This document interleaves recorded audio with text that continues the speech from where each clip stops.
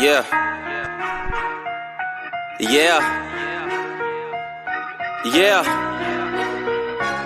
So many lies that you hear from the net, they don't get her respect. She reporting the truth, not a check. You want an unbiased opinion straight from the chest, not a bit accomplice or someone here for a check.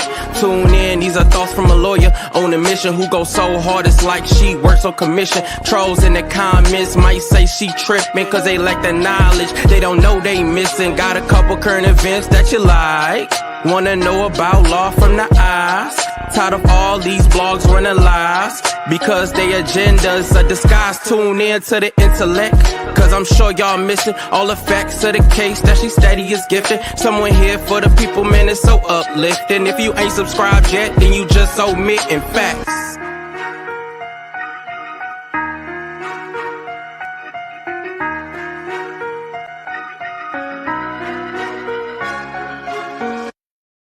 Hello, everyone. Happy Saturday. It is Pam Esquire, also known as the Law Intellect. If you are new here, welcome. If you've been here before, welcome back. Make sure you do me a favor and hit the like button if you like the video, okay? Subscribe to the channel if you had not done so already. We are here on this fine Saturday. I hope you guys are enjoying your Saturday. But we are here because we are going to go over the Capricorn Clark transcript. Okay. So this is one of which we went live during the week and we just did it based on tweets. But I promised I would get the transcript so we can know everything in between. The case is moving so fast that if I wasn't able to like immediately do it that night because we have been on live the majority of the day. So that is what the agenda is today. I don't know if we'll get through the whole transcript. I say that all the time and then I can't stop reading. But I don't know. But because it's the weekend, we may have to do part of it today and we could do part of it tomorrow. All right? If that's how it goes. But we'll see how everything goes on today. Yes, you said what? Just in time. I'll just put away my groceries. Let me put Pam on the big screen and sip that red wine. That's what I'm talking about. Thank you so much for the support. I appreciate it. Yeah, I already try to speak to y'all on the screen. I appreciate all of your support. I thank you guys for coming over here on this Diddy coverage. I know that a lot of people are covering it, but I thank you all for subscribing to the coverage that we have over here. Very, very interesting case. And part of the reasoning why is because I think it is the consensus that Sean Diddy Combs is not necessarily, or was. I don't even want to put that on him right now. I'm just going to say, based on the times within the transcripts, and if we were to believe what people are saying about him, we know about the domestic violence. Why? Because we saw the video. We know he basically denied everything in the lawsuit that Cassie Ventura, who was his longtime girlfriend, brought against him until that video came out. Then he had to acknowledge, I was wrong. I was in a dark place. Y'all remember all of that. So for sure, I'm gonna give people the benefit of the doubt. I believe in redemption, restoration, and rehabilitation. So if he's been to therapy, maybe he's not what they're claiming he used to be. But we cannot ignore that the information we have gotten paints him out to be a horrible individual. Okay. Like he just does not like individuals, at least during that time frame that is the subject of this indictment. We've seen him kick on Cassie. We've heard stories of black eyes. We've heard stories of her head being bust open from a bedpost. Then we've heard all of this stuff with Capricorn Clark, which we'll go over, making her go 5 days for a lie detector test and then just acting like nothing happened.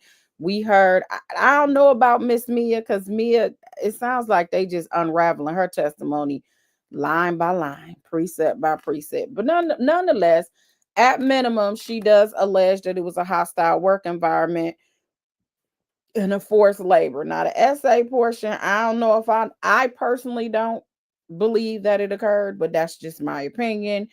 And Ryan Steele is doing a great job in dismantling when it comes to that. He's effective, I think, on cross-examination. While I've seen a lot of pro government crashing out, like they got upset. I even heard a couple of people here that were like, they're badgering the witness. No, it's called cross-examination. And if you don't challenge what is being put out there, that is called malpractice. Okay. Can't just sit there and say, oh, whatever they say, that's cool. No questions. No. If you have an ability to poke holes and to challenge credibility, that's what you're supposed to do. And I think because Diddy comes out to be a horrible person, he turns out to be a horrible boss, horrible boyfriend, whatever that has been proven, that is not what has to be a despicable person. He might be the corn that needs to go back on the cob because he seemed a bit corny with how he was treating people. But nonetheless, that is not, you have to put your emotions aside and hold the government to their proof. And that's all I told people. I'm like, why you get mad? The government has to be held to their proof. We cannot sit there and just say, we don't like them, so we're just gonna make it fit in the statute. And I think that's what the problem is. I try to peek over to other people's commentary. I think the consensus for yesterday was that it was a win for the defense when it came to Mia. But the bottom line is he's come across as a person that people just don't like. And so because of that, they're getting mad when the defense is like, they're a victim. And I'm going to have people in here that's going to diagnose everybody because the reason why they caught him is because they got Stockholm syndrome. The reason why she called back is because they have trauma. You're going to always hear people that tries to explain it away. However, that does not negate the defense's obligation to challenge the credibility of each witness. That's cool that everybody want to find excuses for why everyone did what they did, and maybe the jury will believe it and maybe the jury will not believe it. But the bottom line is the defense is doing what the defense is supposed to do. And I think what I've learned being on here and watching commentary is people are really getting pissed off at the defense. I used to like Brian Steele. Like, Brian is doing his job. Like, why y'all mad he doing his job? Let's sit back like we would want it to be for any of our relatives, our kids, or anybody close to us, and see what happens. If the government proves their case, then fine. If they don't, then they didn't. That's just what it is. All right. Peekaboo said people are having a hard time putting their emotions very hard. And honestly, a lot of the workplace allegations don't really surprise me, like I said, because viewed I viewed the reality shows and the lengths people were willing to go just to be in his proximity. You think he didn't know the lengths people would go to be in his proximity? And I do think he took advantage of that. And then around that time, he was heavy in drugs. I don't know. They say when they arrested him, perhaps he got his last hoorah, or maybe it was other people there. I don't know. It's all alleged, but they did find drugs at the hotel he was staying at. But nonetheless, I think that we have to hold the government to their burden. That's just all I'm saying. Hold them to their burden. I personally don't believe, and I get it, in conspiracy, you may not have to necessarily prove the creation of it. It's kind of like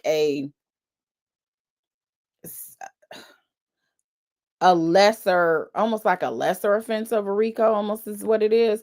But nonetheless, if you go to the RICO charge itself, which is what everybody, what the indictment had to lay out, I don't believe that Bad Boys was organized for the purpose of committing crimes. I believe that Bad Boy, Sean John, Sean Global, all of that was legit businesses. It made legit money. People legit got paid. And I think that this was Sean Combs, who just was this person who had control and power, and he utilized it in the wrong ways. That's how I'm viewing it so far. A lot of people don't agree with me, which is fine. Everybody's entitled to their opinion. But I don't believe that the creation of all these entities was so they commit crimes. This is why when it comes to how they're trying to apply the RICO now, why it gets tricky with them expanding it, because it was more clear cut when it was mafia related. You knew that within the gangs or the mafia, you knew it's organized crime, right? You knew that a whole whatever family that they talked about, it was all these different families, and they had rules. I mean, even now it's really interesting because now you have some of the mobsters that have been indicted under RICOs that have done time, or like I think it's Sammy the Bull has come out and done a couple of interviews. They are like looking at Diddy in disgust because they said they got rules, okay, and they don't beat women and they don't harm children. So he wouldn't have made it even from the mobster standpoint. But nonetheless, it's easier because you have it in the mobster standpoint, because the whole organization, the purpose of it is for you to commit crime. So it's like you create, you go get a store or you get a gas station, and the purpose is so you can have your money there because you're dealing drugs or you're gambling or you're doing things that are illegal in nature. That's the point. But the way they're using RICOs now is they're finding ways to take all of the crimes that you've allegedly committed. And do I think they pointed out that beating somebody up is a crime? We know that's assault. But they're taking all the alleged crimes and they're putting it in, and they're trying to say it's racketeering, and they're developing these enterprises, and they're trying to make it so long. Like how they're expanding it, I don't think was the original intent. So we'll see at the end of the day how this how how all of this goes. But that's just my soapbox so far. So you'll get a lot of people, well, let me tell you how they proved the RICO. They proved the RICO because A, B, C, D, and E. And some people, it's honestly, first of all, we ain't got all the information. And that means that you believe the jury believes everything that happened. The jury may not believe nothing the government witnesses I put on. Then what? All of the leaps of faith has to be that we are saying that we believe everything the government said. But even if we do believe everything they said, to me, I don't see them they have closed it up yet. Maybe they will. They still have, this is what, the fourth week. I think they are going to do another week or two. They cut down, they being the government have cut down their witness list, and they've had other witnesses. They told the defense that they didn't plan on doing, having all of the witnesses that they planned on originally. What was the point of them deciding that? I don't know, but they said they're cutting their witness list down. And so now the defense is saying they're going to make their defense longer based on, I guess, who they're cutting. So we'll see how this goes. And AK said, I don't understand why I don't either. Maybe it's a learning thing for me as well. You know what I'm saying? I never profess to know anything, but what I do and what I do well is I can read a statute, I can look at the elements, and I can tell what needs to be proven and what has not been proven. And I think one of the things that was kind of concerning, it seems like they have a lot of bad, to me, is 403 bad acts evidence. And when you deal with that, that's what happened with Harvey Weinstein. Like I said, from the state level, is they started, because they felt like they needed to bolster it more. They would say, like how Mia got on the stand and was like, he also essayed me, and saying and adding stuff to it, to what they're saying happened. All those bad acts, they can try to argue it prejudiced the jury, and then if he was convicted, then he have appealable issues. Of course, he has appealable issues anyway, because you had objections that were sustained and or overruled. You had objections that were overruled. The sustaining objections, they can try to argue. You can't unring a bell for some of these that the court sustained. And then for overruling, you can say he got it wrong. So it's going to be a lot. I don't think even if he's convicted, it's going to be over.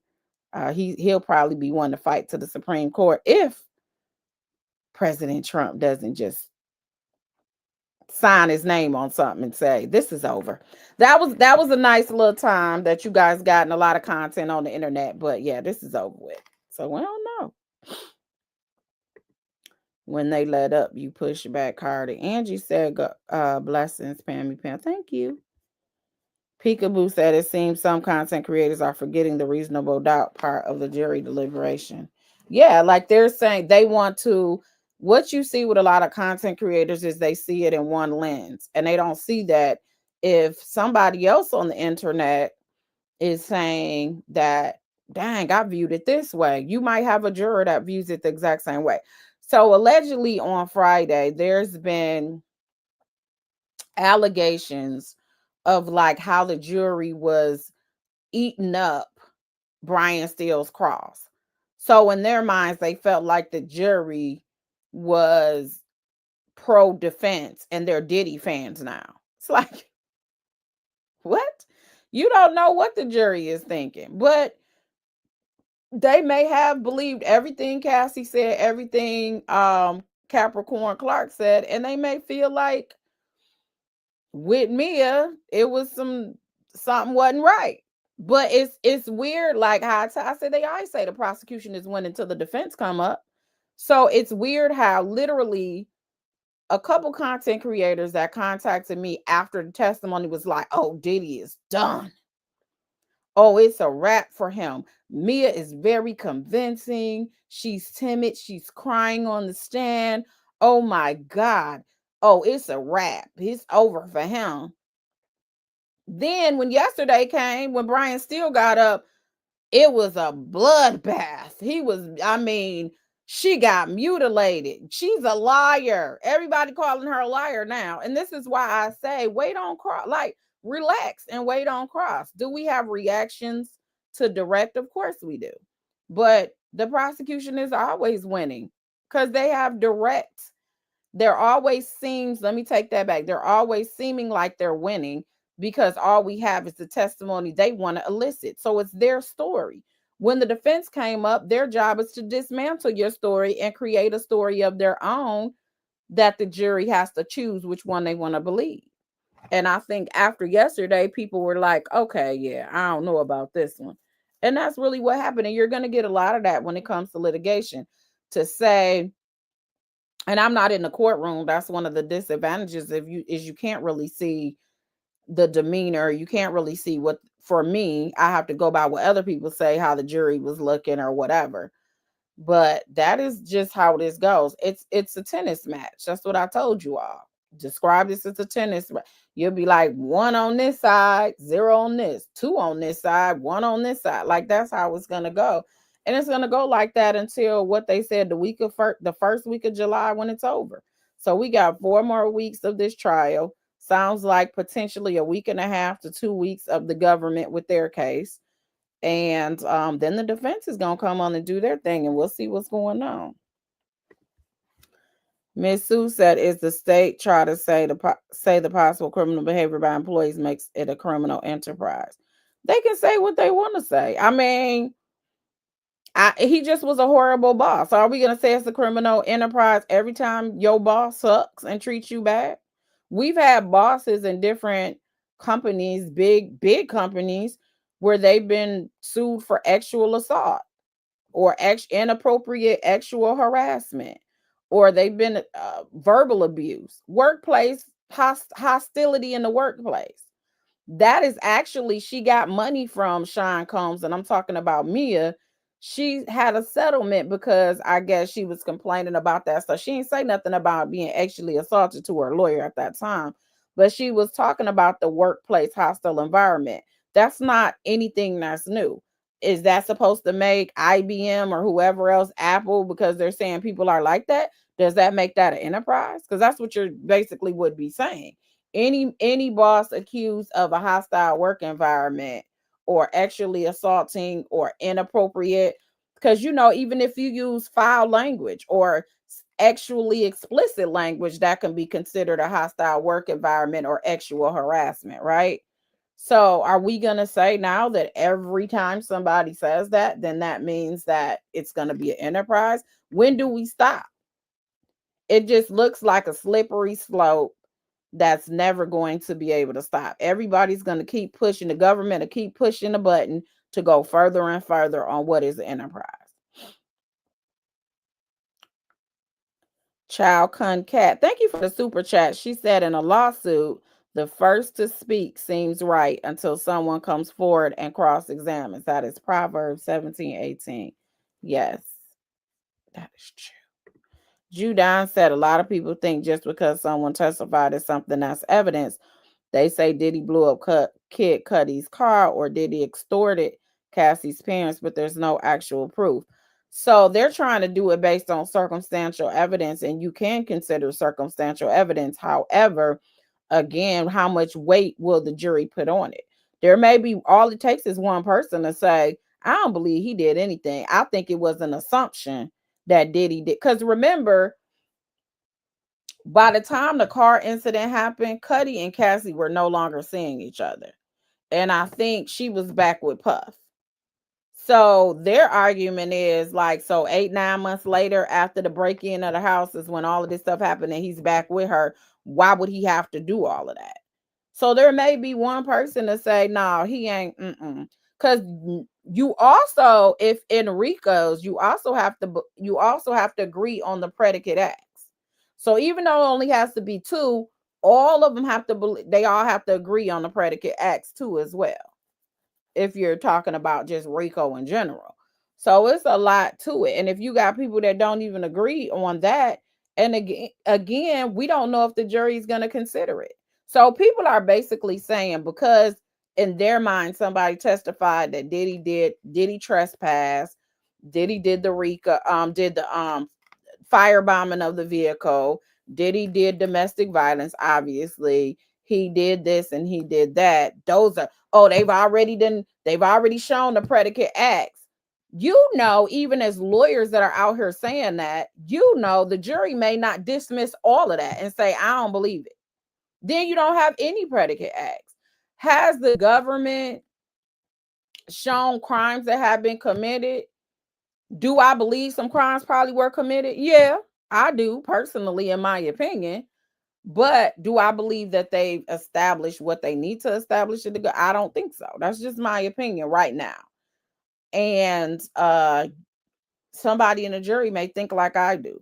And again, for you to say that the government has proven their case, you're basically saying, I know in my mind the jury believes everything that was out here, that was told on the stand. Mind you, if Diddy's attorney said we need a week to put on our case, this is before they said they needed more time. If they needed a week to put on their case, we don't know what they got up their sleeves to talk about. Is somebody gonna come on and talk about Capricorn? Somebody gonna come on and talk about some things we don't know about Cassie? Is somebody gonna come on and explain why Diddy was the deviant that he was back then? Because if people are gonna make excuses about why people stayed, why they still wanted a job as early as last year, why people endured all of this just to be in the proximity of him, which to me a lot of it is quid pro quo. People will say it's victim shaming. No, it's you as a defense attorney making sure that you protect your client.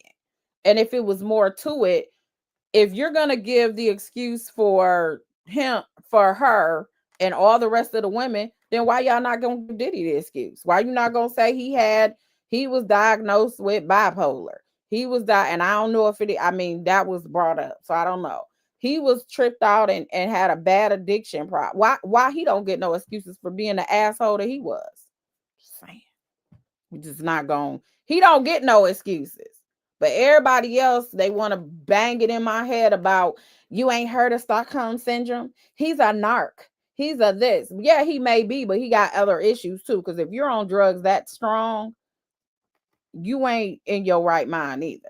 So are they going to consider that? Are they going to have an expert to talk about that? Are they going to have their expert to say, generally speaking, that these are generally what we say is a DV person, and we're not saying she wasn't involved in a toxic relationship. However, this doesn't fit the bill. Do they have somebody to say that?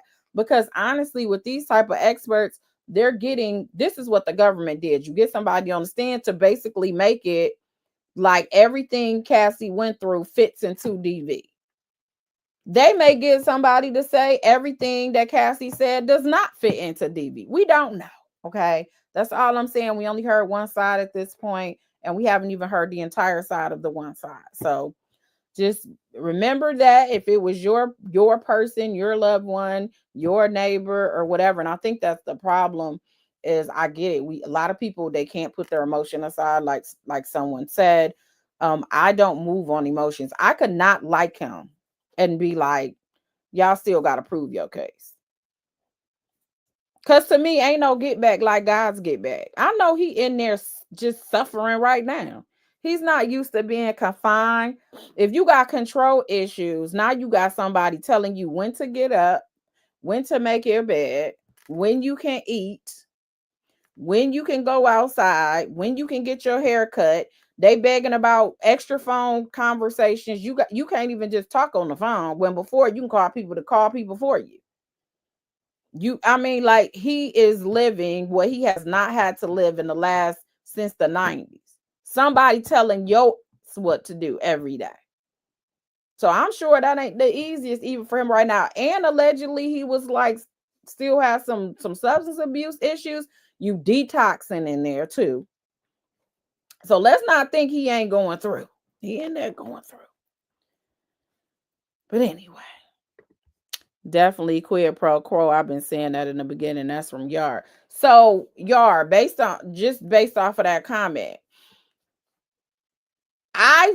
do you believe, and this is for well, anybody can answer, do you believe that there were women who compromised their morals just to be in the proximity of Diddy? To them, they felt like it was worth getting talked about, because apparently when it was good, and a lot of the time it was good, but it was worth the small percentage or the 25% or whatever the percentage was. It was worth it to them to be in VIP, because one thing we did learn is people still contacted and tried to be cool with Diddy. Why? Because they knew Diddy was somebody to know because of his stature.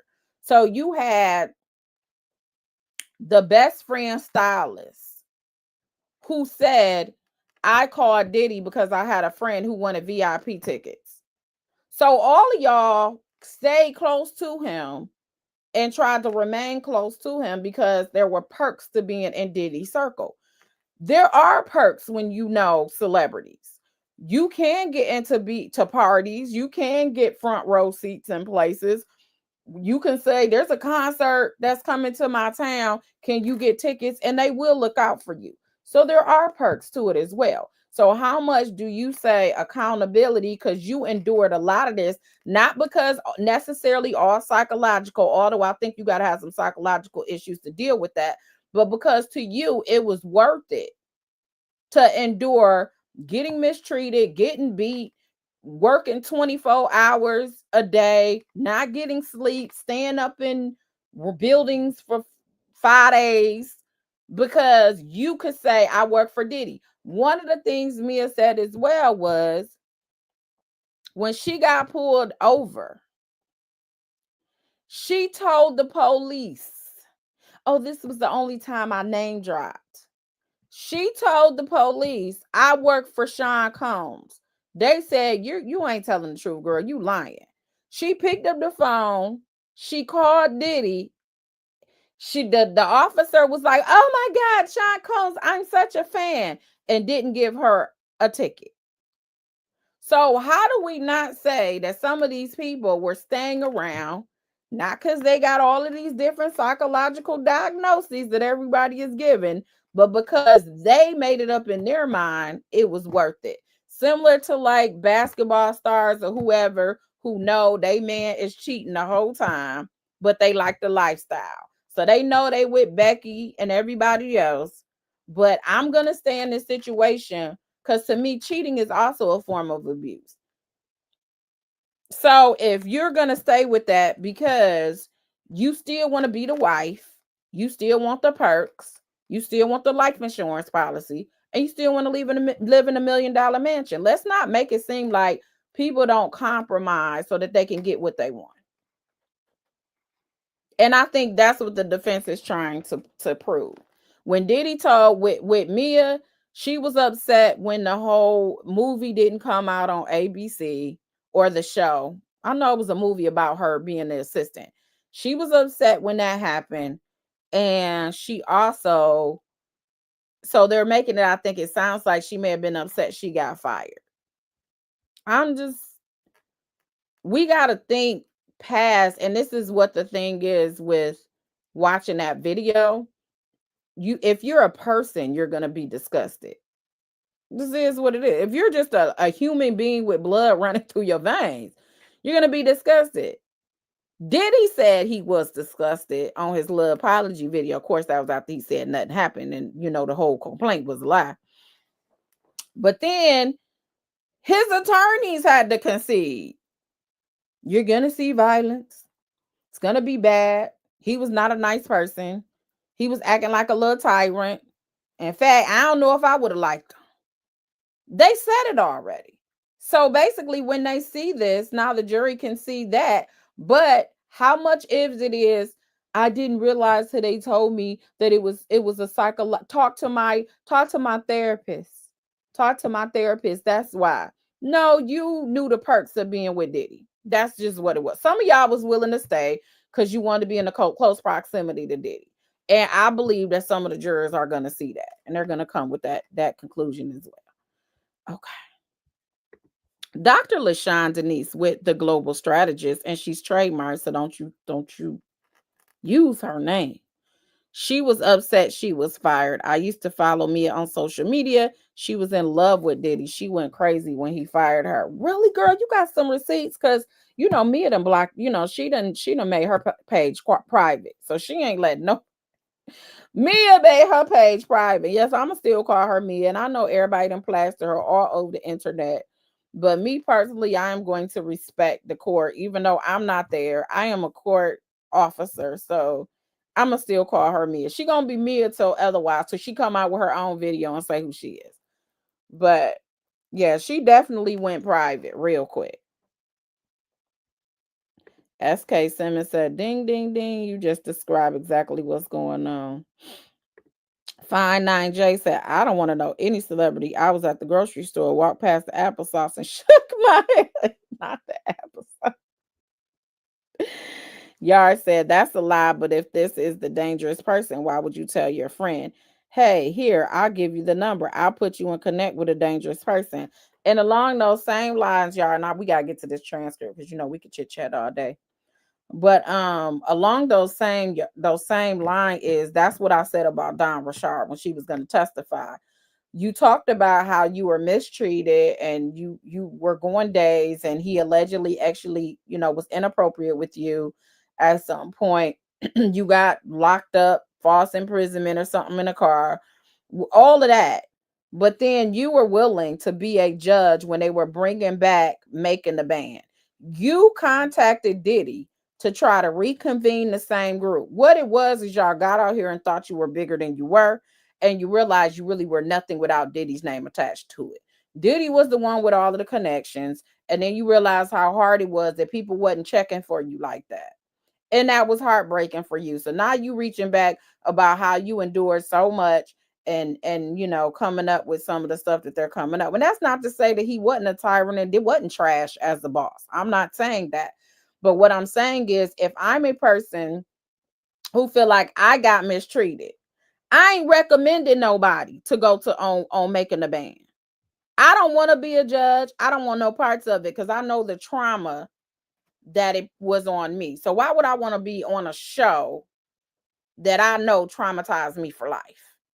So that's what I was saying about Don Richard, and I pulled it up. I was like, didn't she just in 2021 try to be on the show with? It didn't happen though. If it would have happened, would it have been the same attitude that it was? That's it. And Max said Puff had artists and employees believing those were the things he had to do reach his level of success. He normalized his odd demands. He did. And I would also be curious to see, aside from Diddy, if Diddy was told by his mentors, shoot, people would do anything just to work for you, just to be on your record label. You could make them go walk and go get applesauce, like you said, 3 hours away. Be like, I don't like the one at Walmart. I like the one over in Brooklyn. And they gonna go do it.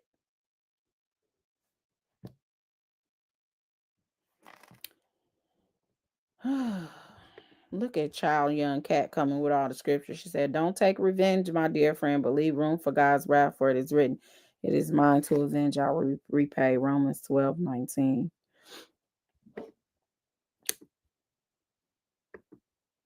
So he has officers on his payroll. Oh, geez, that's some right. No, I don't think she was on his payroll. I just think it's no difference. Well, I don't know how it is in other states, but if you're a part of certain organizations or sororities, they used to have their whatever organization on the back of their license plate. You give your little, let them know you a brother or you a sister, and sometimes they'll let you up out of it. It's been people I know that were in high positions. That's why you see video cam, like some dash cam or whatever, where they're like, the mayor is I work for the mayor. And they're like, okay, I'm gonna let you go. The chief is my homeboy, that's my brother, and I'm gonna let you go. So I don't think that's a payroll thing. I think it's a maybe you'll remember me and be like, oh, I gave you a favor. Maybe I can get a favor from you. Meaning maybe I can go to a concert. Maybe I could go meet Lil Kim. Maybe I could go, you know what I'm saying? Like maybe I go meet Mary J. Blige or Faith Evans or whatever. Mace. We don't know what it was, but it's not uncommon for somebody to know who you are and be like, all right, I'm gonna give you a warning. I've had situations and I ain't nobody when people done said about who I was. And they was like, oh, for real, I seen her in court. All right, man, just slow down. I ain't nobody. So I can totally see that. You know what I'm saying? I'm somebody. Y'all know what I'm getting at. I ain't like, I know I'm somebody. You know what I'm saying? But I'm not recognized. I'm not even one of the high profile attorneys in Michigan because I ain't on every other billboard on every other street. I'm not. So I have some significant cases that people call me about often when they do those type of cases. But as far as that, I'm not. So it happens. I don't think that means they're on their payroll. That was just my long-winded way of saying that. Thank you, Felicia. She said just supporting the platform. Love the show. Thank you. I hope you guys are just thinking in a way that's a little different. At the end of the day, you can make your conclusions, but just make sure your conclusions are premised on facts. You can, as social media jurors, be like, I believe everything they saying. I done added the elements, and I feel like they done closed up the gap and they've closed the loop. You can feel that way. But I think you should wait until all the evidence comes out before you make that decision. That doesn't negate that you can still say, I don't like Diddy. I wouldn't want him for my sister. I wouldn't want him for my mama. I wouldn't want him for myself. That doesn't take away from that. And it's almost like they feel like you gotta pick or choose. If I say Diddy deserves due process and the government needs to, we're holding them to their burden, then it looks like I condone his behavior. And that's not the same thing. Those are two different things. And that's what I find is the issue on the internet is people feel like if you say anything remotely decent about Diddy, then you're condoning his behavior. And it's not true. Mrs. C60 said, I think I might have had a little idea of the foolery that came with the job when Diddy came to the door in his underwear to interview me. I think I would have, that's what I said. I was like, oh, that would have been it. And I'm not saying people always say things like, thank you for becoming a member. I appreciate it. Shoe Young Cat. People always say they assume you haven't been through it. So I've heard people, those of you that if you haven't been through abuse, you can't talk because you don't know that. There's a lot of assumptions about people's lives. I got a book if I really wanted to write one. Okay. The thing is, at the end of the day, I had to make choices. My choice was I wasn't about to be in those situations like that. I wasn't about to be in them shenanigans. And that's something, a decision you made. I'm not gonna be with just because you are a high profile attorney. I'm not gonna let you treat me like trash because you're a high profile attorney. I'm not doing it. Regardless of whether I take a little bit of hit in my career or maybe I move up a little slower, that was what the accountability I had to take. If I sat there and took it, why I'm gonna come home and be mad that they showed me who they were, they did exactly what I figured they were gonna do, then I'm getting mad that they did it. No, I chose to stay because I want to go on the trips to London. I chose to stay because we're getting gigs in Europe. I chose to stay because we're getting tickets to the big banquets. That's your choice. What are you willing to compromise in order to be in these situations? Thank you, Sheree. She said you are knowledgeable. I appreciate that. All right, child. So it's just a different perspective. A lot of, perspective people hate, but Elite Leo said exactly these people chose to keep showing up each day. They kept going back. But then they say because they felt like if they left, Diddy would do something to them. But you got people who got fired, was crying and crashing out like Mia was allegedly. And Capricorn, she wanted her job back a year ago. You went back to it. And people's explanation is it's a trauma bond. What? You find out Diddy is in trouble for what you saying you witnessed. Okay, Capricorn, you witnessed Cassie getting her behind whooped. You just testified to that. But then you contact Diddy or your attorneys do under the guise of I see you in trouble because of all of this stuff with Cassie. You need me to come work for you. You used it as an opportunity to try to get back and work for him. How does that equate to my life is in danger? When you do that, I don't care what psychological thing people are trying to push. I can't get with it. And it's not because I haven't lived, my family hasn't lived, I haven't been around friends, I haven't been around some very jacked up situations in my life, because I have. So that's how I know that everybody does not respond in that manner. And I think if Diddy had $20 in his pocket, if they was working at Taco Bell and the person at Taco Bell was treating them like trash, they would walk away. But Taco Bell don't give you the perks like being a part of the bad boy family. You're not walking red carpets at Taco Bell. You're not getting to go to premieres at Taco Bell. You're not going to the Met Gala. You're not getting to go to fashion shows with Jay-Z sitting next to you. You're not getting none of that. You're not getting on private jets at Taco Bell. There were perks to being in the proximity of Diddy, and that's why they took his bush. And I do mean it was some bush. However, I think a lot of it was choices that they chose to continue to be in. And I understand people gonna come for me, you victim, whatever. That's cool. Tiff Jones said, bet you I work for McDonald's now because my son used to work. Listen, I got a son that walked out and got a better job because of whatever job was tripping. Because how he felt like someone was looking at, like he felt like his boss was on his neck a little bit too much. And it wasn't nothing like this. He went on his own volition, and he ain't number 18. Went on his own volition, found him a job, better anyway, because it was what he wanted to do in his life. And then he quit. But everybody want to say if you go someplace else, Diddy gonna track you down and take away and take you. So there's an excuse to stay because you were scared if you left. Diddy, it wasn't that easy because if you left, Diddy was gonna find you and it was gonna be some type of repercussions. But yet and still, the same Diddy fires y'all, and y'all want to come back to him. I don't get the psychology behind that. Ready Red said all of them have control of their careers. If losing your self-respect means being mistreated for their careers, then it's on them. And that's what it feels like. You guys were willing to endure. Like Don Richard, you basically said we were at Saturday Night Live. He made you change, I guess, in front of him. He was like one of those, he want to make sure your body is tight and right or whatever. And he touched you or something inappropriate, allegedly. She also alleges in her lawsuit that something happened where she got mad.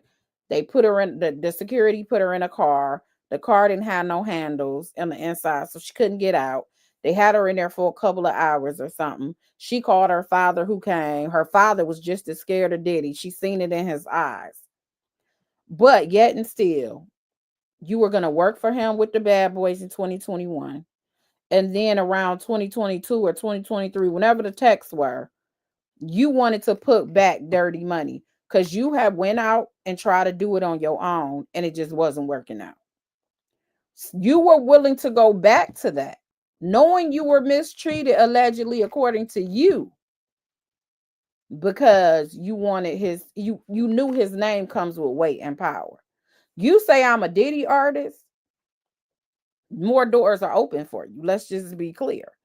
Than you being by yourself out here. And I think a lot of these artists thought they were better than they were because of the opportunities being connected to Diddy gave them. And now they want to blame Diddy because their careers ain't go nowhere. So yeah, said not even. And Max said, yeah, Don Rashard should have kept her Daryl behind home. See through you says she called her dad and not the police, but her dad came and still no police.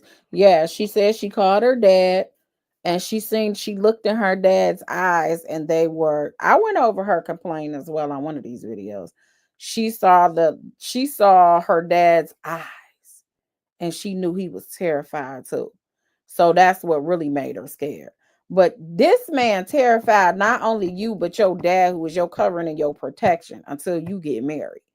But you still want to contact this fool to have him be a part of your career? When do we say? And then everybody got excuses for that. No, it was you were willing to compromise whatever for your career.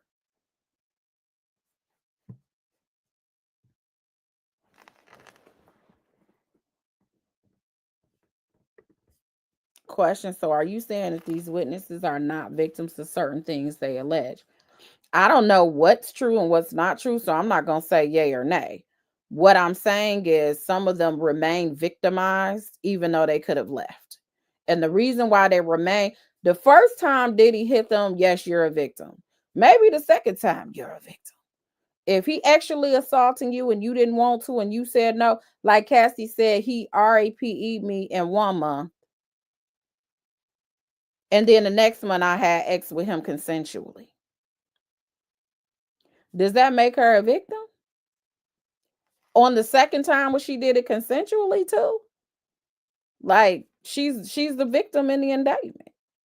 So that's what I'm saying. Sometimes you sit there like, do you maintain being a victim? Is that an excuse now where you can like choose to be in a victim? You continue to allow yourself to be victimized. But that's the other person's continuous fault. And I'm not saying it's easy. She was with him for 11 years. So I'm sure it wouldn't have been easy to leave him. And people go back for old time's sake. That they go, they be dibbling and dabbling with their ex, whatever. But you're not gonna do that to me and take it from me. And then I'm coming back on my own volition 2 months later. I'm just not doing it. A superstar Bella said money is all they care about. That's a argument that defense has, but I don't know.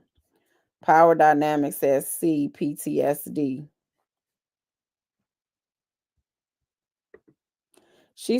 Mia says she had PTSD to the point where if she hears Diddy's name, I guess it triggers her. She's throwing phones behind couches.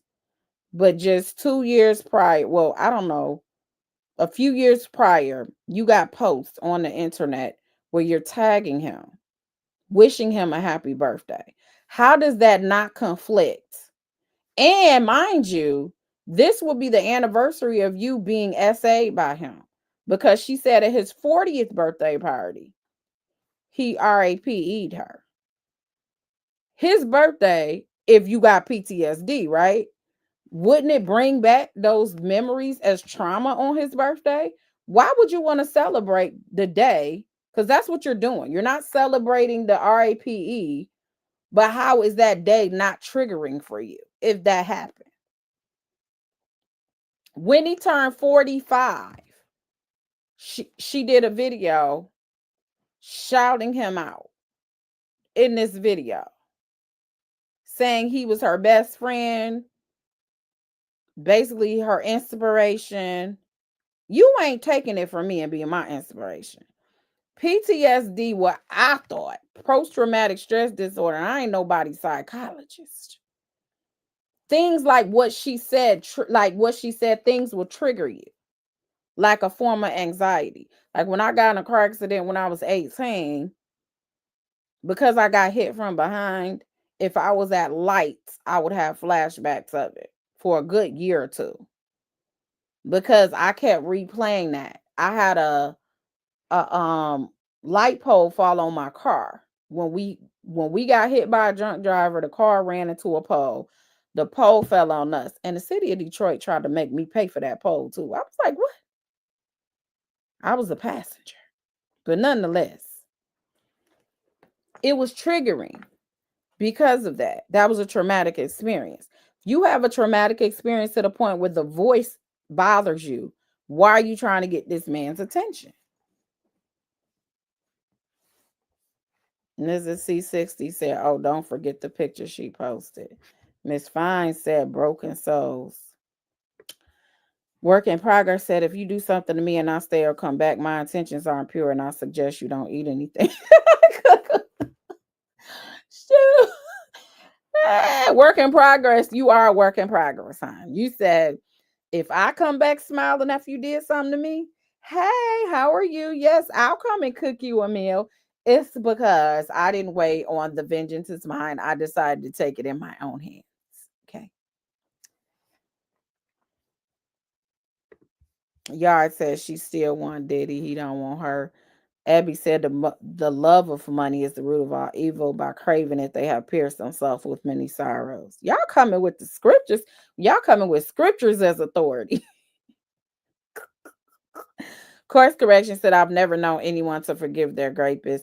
People have hidden it and still interacted with them when they had no choice, but no, not when they could get away with it. You typically try to avoid that person.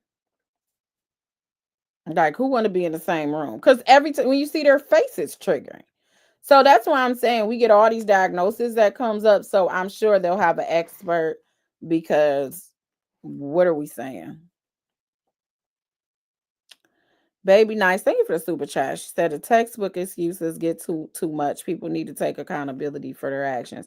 And again, you can fight for both without excusing Diddy. I don't excuse his behavior. You got a mama and you got daughters. Why are you putting your hand? Do you want somebody to put their hands on your daughter? I remember when my daughter first started dating, and Deb told the guy, whatever you do to my daughter, I'm gonna do to you. You think we had any problems with him? Because daddies is willing, because my dad was like that. You are willing to go and go before 12 for your kids. Okay. So if you look at it from that perspective, like that is somebody's daughter, that is somebody's mother. Do you want somebody smacking your mama around and kicking them down like a kickball down to the curb? Do you want that? Do you? No. So no, I don't excuse his behavior at all. But I cannot excuse his behavior. I could tell Diddy if he called me Colette. You have a Colette call from Puffy. I'll be like, you ain't ish, bro. This video and all of this stuff, like, I don't think you did everything they saying you did, but I think you might have did some of the stuff that they did, and you is trash. However, I do believe that they need to prove their point, and I do believe they were enablers to you. Why were they enablers, Pam? Because they stayed and they allowed it just to be in your proximity. You knew people were fighting. There was one assistant who has not been on the stand yet who did an interview and said it was a guy. No, he didn't make the assistant. He was on TikTok. He said that he actually interviewed for Diddy. So they have this headhunter, I guess, that for the majority of the time, perhaps their job is to put assistants with celebrities. And he has a book. He was the assistant to Mariah Carey. And he said that when he interviewed, the first interview was good. They liked him. Then he said the second interview was with Christina Coram. He said that went well and she seemed like she liked him. The third interview was with Puff. and Christina Coram was there, and he said Christina Coram was treating him bad, and he said it was because he knew that with her, she wanted to make sure that everybody knew that she was the one that was the closest to him. Like, regardless of what assistance came, she had to know, let you know, ain't nobody getting close to Puff like me. So it was probably just a fighting to be close to him. And as a dude, he was enjoying it. What can I do for you now? Can I get you coffee? Can I get you something to drink? What's your fave? Oh my God, we're gonna post. You're the best. You're the mogul. You're the best of all time. Just like boosting his ego. You coming to boost his ego, and he just then kicked your behind, threw you off boats, and all of this stuff. But you still back here. I love you, Puff. Oh my God, you fired me, and you crashing out on the internet of somebody that treated you like that. You are an enabler too, because he wouldn't treat people like that if enough people stood up for themselves, or somebody went and got their daddy who had a license to carry. So some of this stuff, it went as far as it went because people allowed it, and they participated in it too. So I'm not going to say people aren't victims of his behavior, because obviously they are. But when does the victimization stop to you just being an enabler, or you choosing to be in this situation for the perks? Just a general thought. KK always made sure that everyone knew she was the ride or die, and everyone answers to her. She was the head person. She sure was. Ready Red said, I would give anything to get my youngest daughter away from the guy she's involved with. However, there's nothing I can do because she says she loves him. The only thing you can do is say, I'm here. And when they say they ready, you be ready to roll. Because I've been in that situation too. What you crying for? You said he ain't gonna leave your house? Oh, okay. The way me and Deb suited up, dude was like, I'm sorry, ma'am. I'm sorry, sir. Listen, this one right here, she may got a smart mouth. She may be tripping sometime, but this one right here, she got family. And she got family that's willing to go all the way out for her.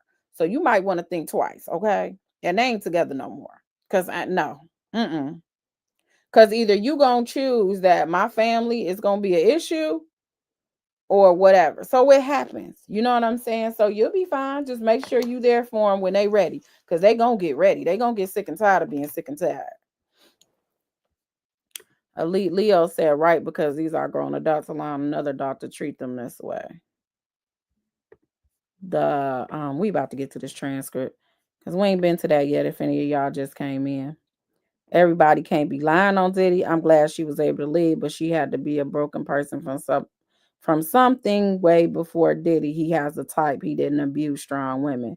That's what I was saying. And when we were talking about it yesterday, I was like, he does the family dynamic. There's a type that it seems like he gets, and it may be the groupie type.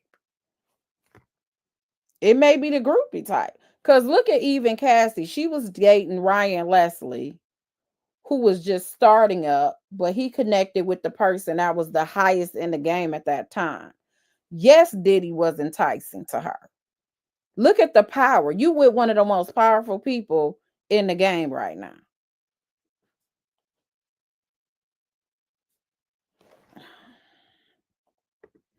You said, I've had him arrested. My son beat him until he broke his hand, and she's still with him. Ready Red. Can't make people leave for sure. But you can pray for their safety. And I'm telling you, be there, girl. You can call me. Where y'all at? I'm always down for a punk that want to put their hands on a woman.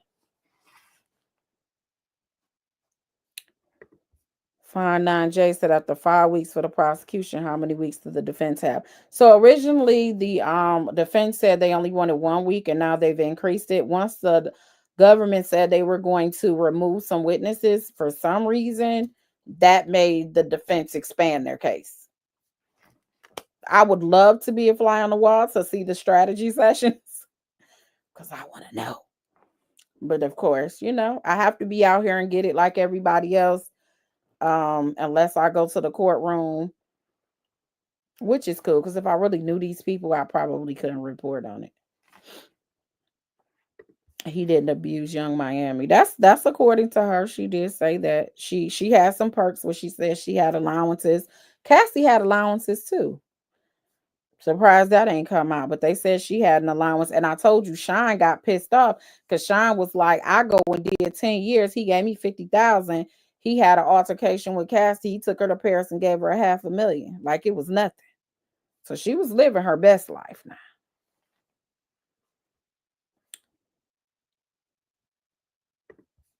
I have not heard of him abusing Sarah Chapman, Chance's mom, but she is Tupac's ex. Really? See, I don't know much about Chance's mom. It's always interesting how all these people stay in the industry. So, like, even when you look at Cassie, she was with a producer, which led to Diddy, which then led when she started doing like movies and stuff. Then you got Michael B. Jordan. Then you have the NFL player. Then you had the NBA player, then Kid Cudi, who was also, well, not in that order, but everybody, like, they stay in the industry. It's like y'all don't like regular people that, like, they may have a couple dollars that come from money. They may own their own grocery chain or something. Like y'all don't. Everybody, like, you see them with whoever, like, is already has a popularity or fame to them. They all just mess with each other. Marsh Brownie said Young Miami was never abused by, okay, I don't know these people. I'm not saying she did. I don't know these people. I know she said she didn't when she did an interview. And Max said Young Miami admitted to liking golden showers too. 55-year-old P don't have the same skin benefits as 5 months. And Mac, you gonna be held in contempt. Like what are we saying? You think saying people use P for like a skin regimen? It's all just nasty. Who wants somebody else's bodily fluids on them? Dang, Marsh. Dang. Yes, Diddy was and may still be a horrible person, but that doesn't make him a mob boss or his ex-life a criminal enterprise. That's all, Judon. That's all we trying to say. And you can have two of the same, but people, I mean, you can have two things be true at the same time. And the problem is people feel like if you're saying the government didn't prove their case, you're victim shaming and you're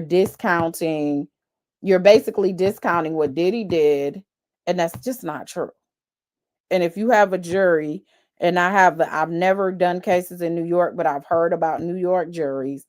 They are common sense type people, according to the people I know that do like jury consulting or whatever. And they're gonna want to see, like, how does this fit?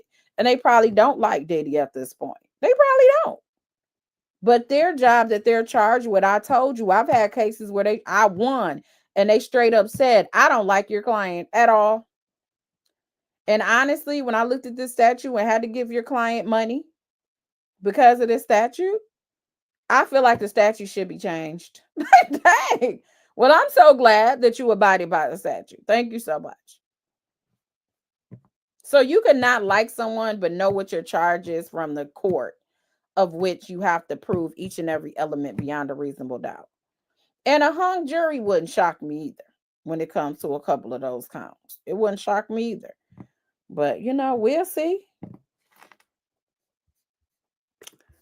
AK said my mom knew an old lady that had beautiful skin and she would rub her first pee of the day on her skin. That was her. Oh, God. Danielle said, I remember hearing a while back that the SDNY has a really high conviction rate, but this case doesn't seem too convincing. So the federal court in general has a high conviction rate because they have resources that most people don't have. They have resources and patience. Okay. So you can be under the radar for 7 years. When they went and they did the case against our former mayor, Kwame Kilpatrick, they had been watching him since he was in the legislature. And they pulled up, I guess, when he was over some committees and he allegedly gave some money, I guess, to his wife. It was a grant. His wife opened up a corporation. His wife was the one that got the money, and it was 100 and something thousand or something. They went all the way back there. Now, mind you, after he was a state representative in Michigan legislature, he became the mayor of the city of Detroit. So now you got stuff within the so they went all the way back. They are the most patient people. They will let you go be great. And then they will pull that trigger. When somebody says it's go time, they will pull the trigger and your name and your information will be in front of a grand jury and you don't even know it. So they do have a high because they like to win. And Southern District of New York is considered like the mother court. People fight to be a prosecutor or even a public defender in the SDNY because it's just one of the known courts. There are shows back behind the SDNY. So yeah. But generally speaking, do sometimes they lose in federal court? Yes, when they're overreaching. I have a friend about a month ago who just won a criminal case in federal court. And I was just like, ooh, every time one of my friends win a criminal case in federal court, it's a small percentage, but part of that small percentage too is because most people plea. So I personally know people that have won federal trials. You know what I'm saying? And I know people in New York that have won federal trials on the SDNY. So it's not that it's not unheard of. It's just usually they got all their I's, dots, and their T crossed. Every now and then, I think this was one of those cases where, because of how Cassie's complaint was, they didn't have a choice but to do something. Because you're gonna side eye like, how you hearing about cover-ups and cars being blown up and ex trafficking and all of this stuff, and y'all not gonna do nothing? I think they honestly just didn't have a choice after they had to do something. Peachy Bama said, I feel like we could use these federal resources on combating the BS transpiring from the current administration. That's just me, though. The current administration has, the way the current administration is, and I'm not saying it's going to happen, they can literally sit with the AUSA right now and say, to me, it sounds like y'all just humiliating him. We don't feel like it's the case. We going to need you to dismiss it. They can say no, and then they tell them you better do it, and then they'll resign, because that's what happened with Eric Adams. Then they'll enter an appearance, Bondi, and they can literally say, we want to dismiss this case as being the head of the DOJ.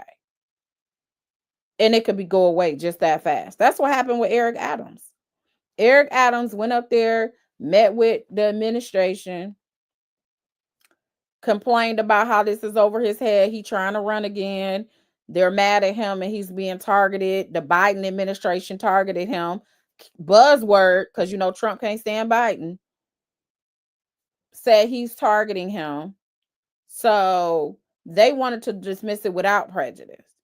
The way the laws is, the judge said, no, if you dismiss it, it has to be with prejudice.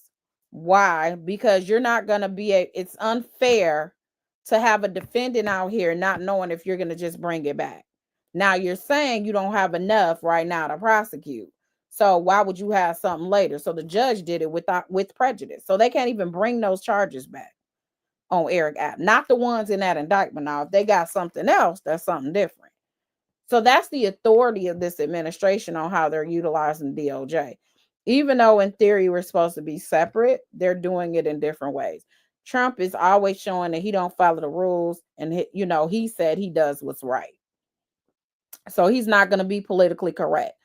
Is there some good to that? Somewhat, when it comes to the legal side, because I do feel like a lot of Democratic presidents, they do try to go with maintaining what is publicly sound or okay. Like they're still trying to make sure their career is intact. So they're not going to do anything that goes against the grain. They're not going to do anything unpopular. They ride the fence.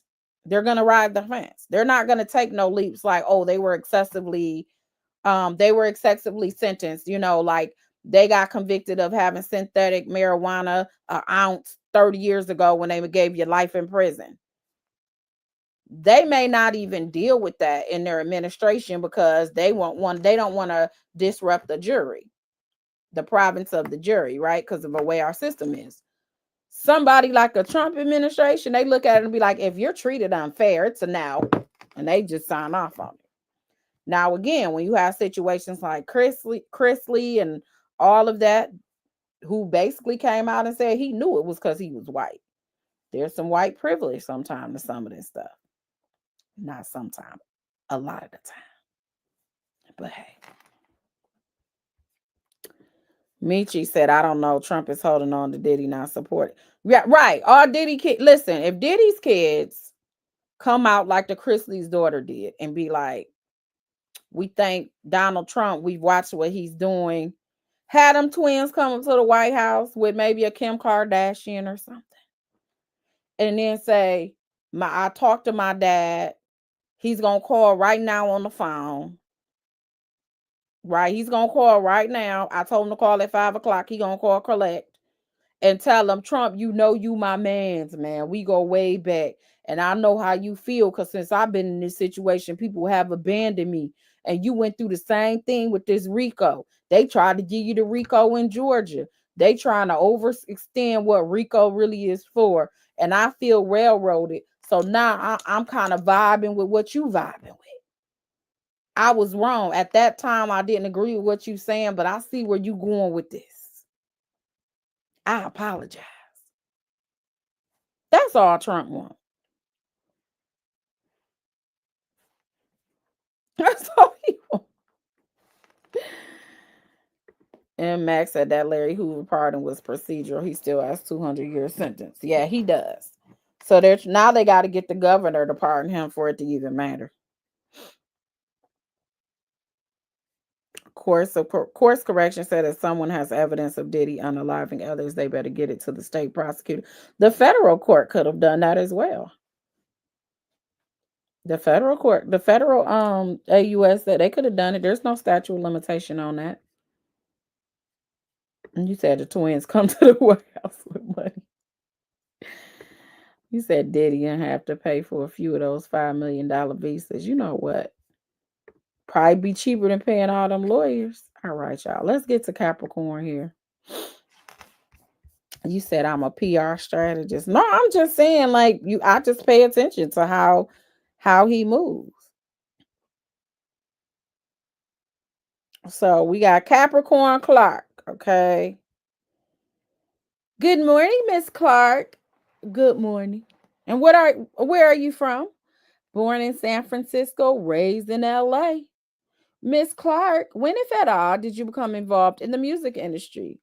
When I graduated from high school in 96. So she's been there since she was 18.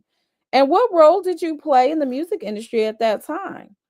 I got an internship at Def Jam Records. What is Def Jam? Def Jam is heritage brand in the hip hop community that served my generation as sort of the true lineage. So she worked for like Russell Simmons. Ain't that Def Jam? Is it a record label? It is. Immediately prior to that, how, if at all, did your family circumstances change? My mother died, and then shortly thereafter, my father died. And how, if at all, did that affect your need for employment? It made me have a start life a lot earlier. Did you attend some college? I did. And what, if any, record label did you sign with after college? I signed with Death Row Records. I think the way the tweets went, I thought she worked for Death Row. Like, I didn't know she even worked for Def Jam. So thank you, Godly Nature. I appreciate that. Okay, I'm going to answer this question. Does Trump want to be connected to a freaky X case? Course correction. I want you to think about that. I'll give you 15 seconds to try to figure out why I asked you to think about that question.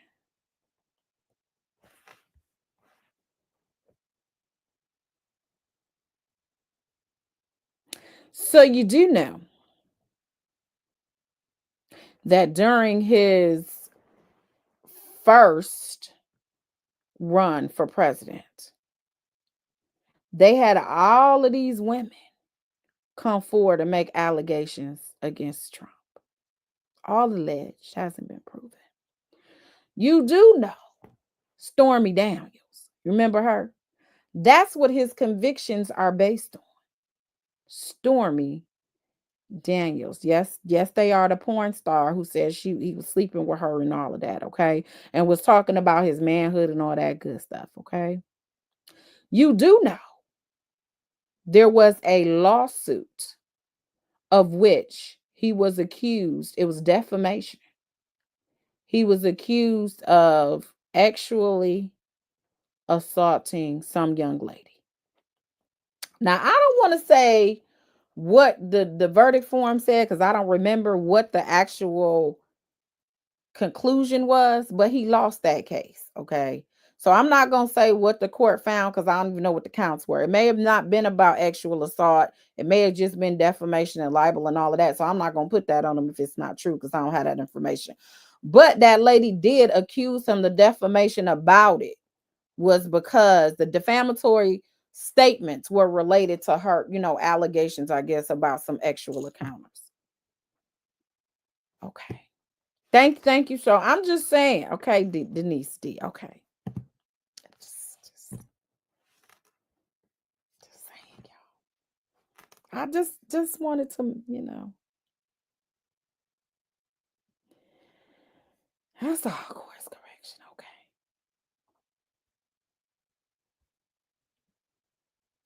Okay. You ain't want to answer that question, course correction. So your next comment was her story is sad she lost her parents when she was so young. And that's why she's telling them, I think, to put it in a perspective of she needed a job to take care of herself because her parents died. And when that happened, she got basically you taking care of yourself. Even though she was an adult, you still need your parents shoot till you're 60 or 70 for real. Anytime it's too soon, but she still sounded like she was young. But she already had a job at Def Jam and all of that. It sounds like before her parents died, she was already in the music industry making money. Okay. All right. Course correction. Okay. Let's go on.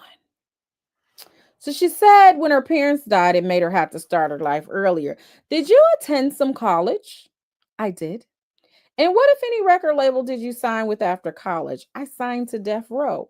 And what is Death Row Records?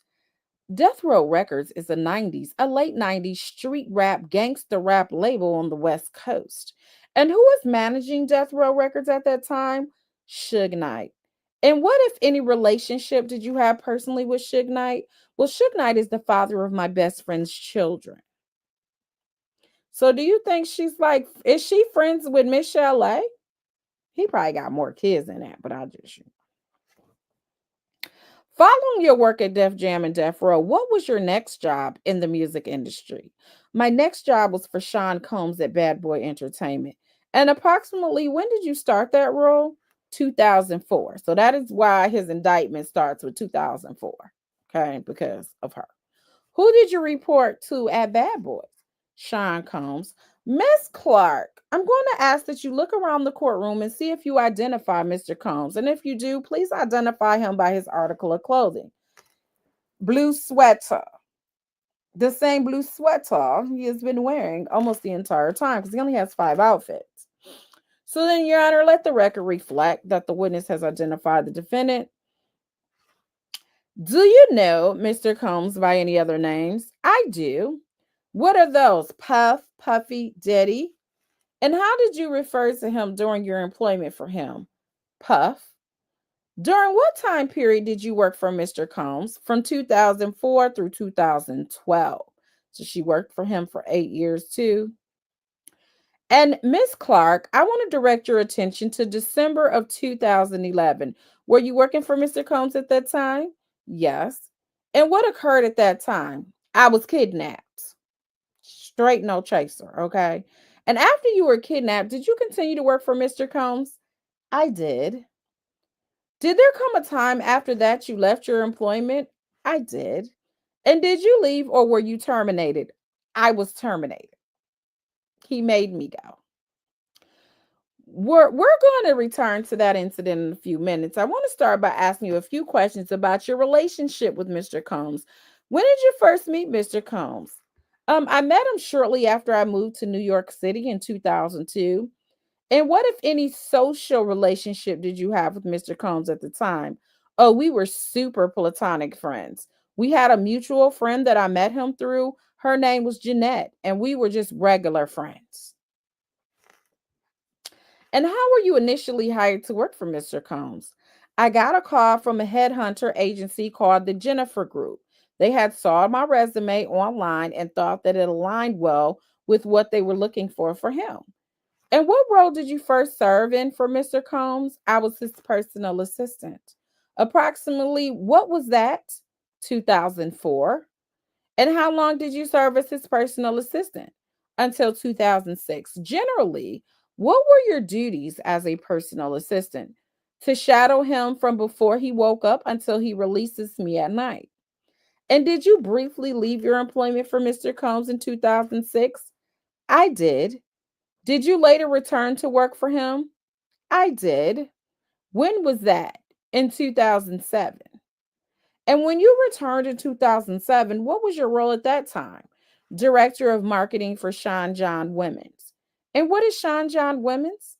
Oh, Sean John Women's was a new tentacle from the master brand of Sean John, which was a menswear line. Was that a sportswear line owned by Mr. Combs? Yes. Was this a higher ranking position than your prior role for him? It was. Did you have any increase in pay? I did. And approximately how long did you work in that role? A year. What role did you hold next? Global brand ambassador or global brand director for Sean John. Was that also promotions?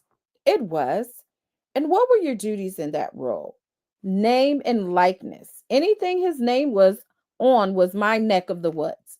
If we're launching a television program, if he's IDing or something, my job is to do the due diligence, to do the research, to figure it out, to try to continue to grow the brand in different ways once we had reached new levels and ideas.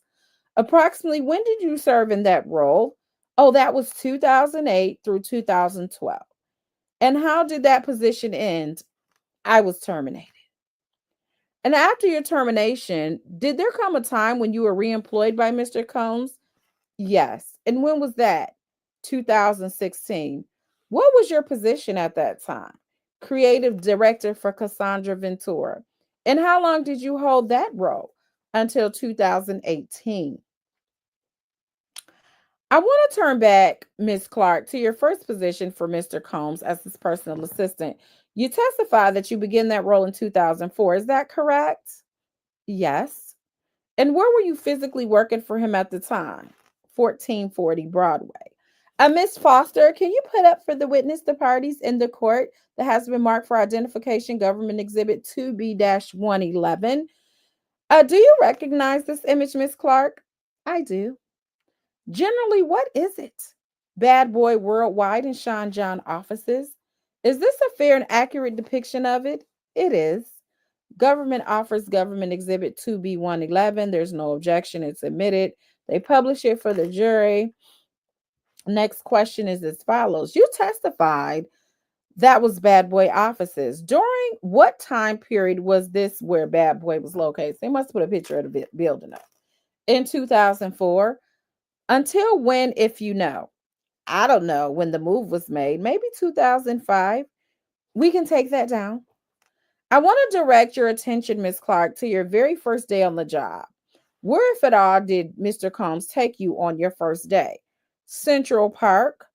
At approximately what time of day? It was dark, after 9 o'clock. Who was present, if anyone, when Mr. Combs took you to Central Park? Myself, Puff, and Paul Offord. Who is Paul? He's the head of security for Sean Combs, owner of Greengate Security. And can you please describe his general appearance? Quiet, stoic, a bit menacing. Physically, he looks like a linebacker. Miss Foster, can you please put up that in evidence as government exhibit 2A-204? Miss Clark, do you recognize this here image? I do. What is this? That's Paul. That's him. And do you know Mr. Offord by any other name? I do. What names? Uncle Paul, Paulie. And how did you refer to him during your employment? Uncle Paul. And is this picture how Mr. Offord typically looked? No. What's different? He doesn't have his glasses on. What glasses are you referring to? His blacked out sunglasses that he wears 100% of the time. We can take that down. Were there any other individuals around you aside from Mr. Combs and Mr. Alfred in Central Park that night? No. What, if anything, did Mr. Combs tell you at that time? He told me he didn't know that I had anything to do with Suge Knight, and if anything happened, he would have to unalive me. So apparently, he didn't know when he hired her that she actually came from and worked with his rival. So he probably paranoid as heck, thinking she was an opt, a plant, was like, if anything happened, because you here, why you here, or something happened, we basically gonna blame you. And then you might have to be gone because of it. What concern did you understand Mr. Combs to have? There's an objection which was sustained. And then they asked to strike that last answer. They didn't. The question 4-3 overrule. Okay, all right. Miss Clark, what was Mr. Combs' demeanor when he threatened that if anything happened, he would have to kill you? Oh, he was calm. He's like, I didn't know you worked for Sean Combs. Do anything, I may have to take you out of here. And he was calm about it, apparently. How did you perceive this threat? Very serious. Why is that? I felt like there was some gravitas to the fact that he might have had issues with Suge. I'm going to stop you right there, Miss Clark. What, if anything, did Mr. Alford state when Mr. Combs made that threat to you? Nothing. Was he nearby? He was. What was his demeanor? Calm and stoic. So the security was just standing there like, I'm just here to watch Puff. What was his demeanor? Calm and stoic. How did you react when Mr. Combs threatened you? I said, we'll just have to see. So he threatened you and you responded, we'll just have to see. And what did you mean by that? I meant there was nothing I could do in Central Park to convince him that I was a trustworthy person. I knew my character. I knew that I didn't have anything to do with any of the stuff that he would possibly have any objection. That was sustained. Did you continue to work for Mr. Combs after this incident? I did. So this was allegedly before anything happened. So what y'all talking about over here? Good to see you, T-Rain. Thank you. I appreciate that. Can anyone explain platonic versus super platonic from Denise? I got the impression that she ain't want nobody to think that she liked them like that. So she added super, for the color of it all, you know.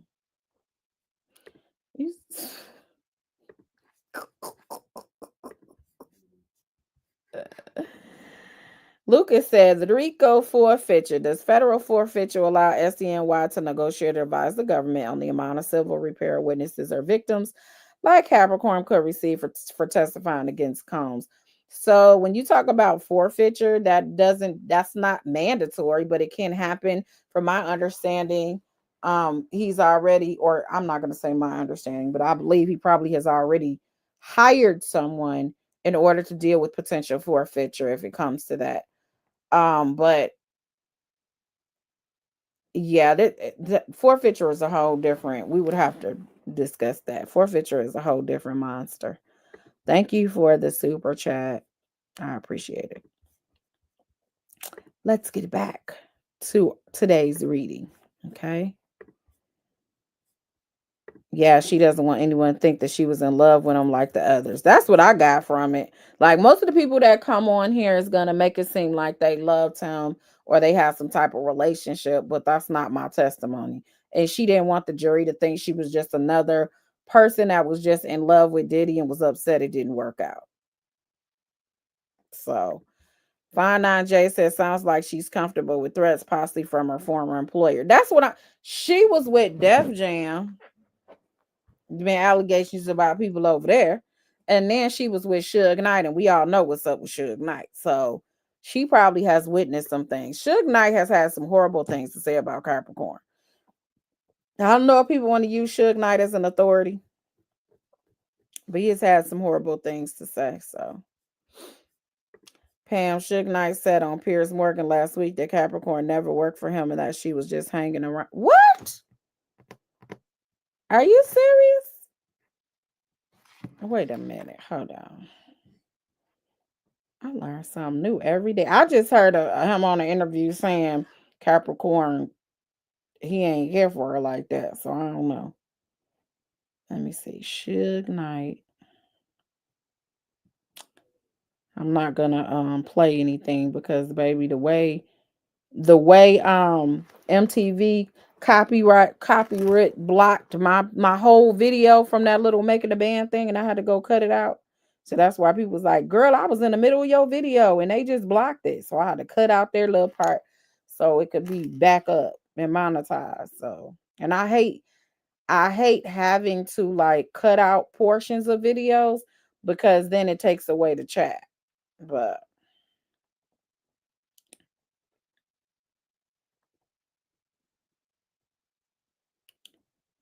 didn't work for him.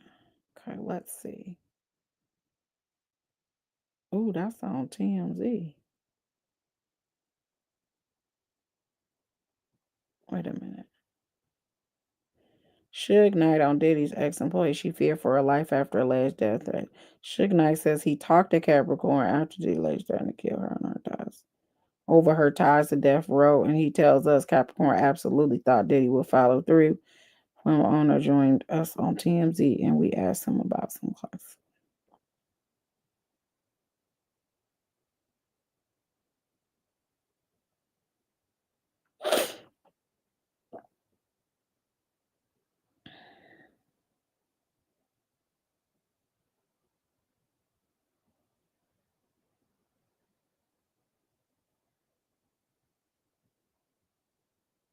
What? He said, we also asked Suge, this is Suge talking to TMZ. We also asked Suge about Clark testifying that during her time with Bad Boy, she was questioned for 5 days over some missing jewelry, was subjected to a lie detector test, and was told if she failed the polygraph, she would be thrown in the East River. And Suge told us why Bad Boy and Death Row are more alike than folks might think. What? Sound about right. They keep talking about her being threatened. I don't see.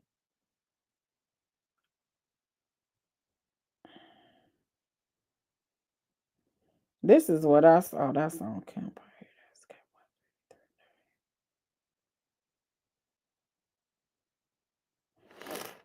Hold on. I don't know. Y'all gotta send it to me if you find it. I'm taking a little bit too much time now trying to find it. All right, let me get back to reading it. Why did you continue to work for him? I felt maybe I could have been more transparent. Transparent about your background. Yeah. Basically, you should have told him you work for Death Row. And she probably knew if he did tell him, then she wouldn't have had a job. Probably. Because of how they were beefing. Was this the only time that Mr. Combs threatened you? No. You testified that Mr. Alford was with you at Central Park that night when Mr. Combs threatened you. Can you explain to the jury what Mr. Alford's role entailed? Well, Mr. Alford was in charge of security, the security and protection of the principal, the movements, who's on staff as it relates to security, and the movements that we would make and the logistical components of keeping Mr. Combs safe. And he was the principal, Mr. Combs? Yes. So you know how they say principal because you know you need that in the enterprise. That type of word, buzzword. And what is your understanding of how long Mr. Alford had been working for Mr. Combs? I knew he was there long before me. I didn't have a sense of the timing. Did he continue working with Mr. Combs throughout your employment? He did. What, if any, other security did Mr. Combs have? He had Roger Bonds, D Rock, and Ruben. So then the government puts up another exhibit. Miss Clark, who is this an image of? D Rock. And who generally is D Rock? D Rock is a security guard and a friend, a very good friend of Biggie Smalls. Can you describe his general appearance? we just have a face here. He's about 6'3", 6'4", more slender, very solid. I would say quarterback. So she had linebacker for the first one. She liked football. Linebacker was for Polly. She got D-Rock as a quarterback, running back type body. Did D-Rock start working for Mr. Combs before or after you? After me. And if you know, where was D-Rock working before that? I don't believe he was working before that. So they put up another image on the screen. Who is this? Ruben. And who is Ruben? D-Rock's little brother. Did he also work as security for Mr. Combs? He did. When did he start working for Mr. Combs? He came later. I don't know exactly when, but it wasn't the same time as D-Rock. So then they put up another exhibit. Who is this? Roger Bond. Who is Roger Bond? Another security guard. He started at the same time as I did. Then they take it down. Miss Clark, where the security guards are just that we just referred to. So D-Rock and Roger Bond and Ruben and Mr. Alford around Mr. Combs while you were working for them? Yes, yes. Generally, when would they be around Mr. Combs? The entire day. And how did the fact that Mr. Combs was surrounded by security affect you during your employment? Objection. The court asked her to rephrase the question.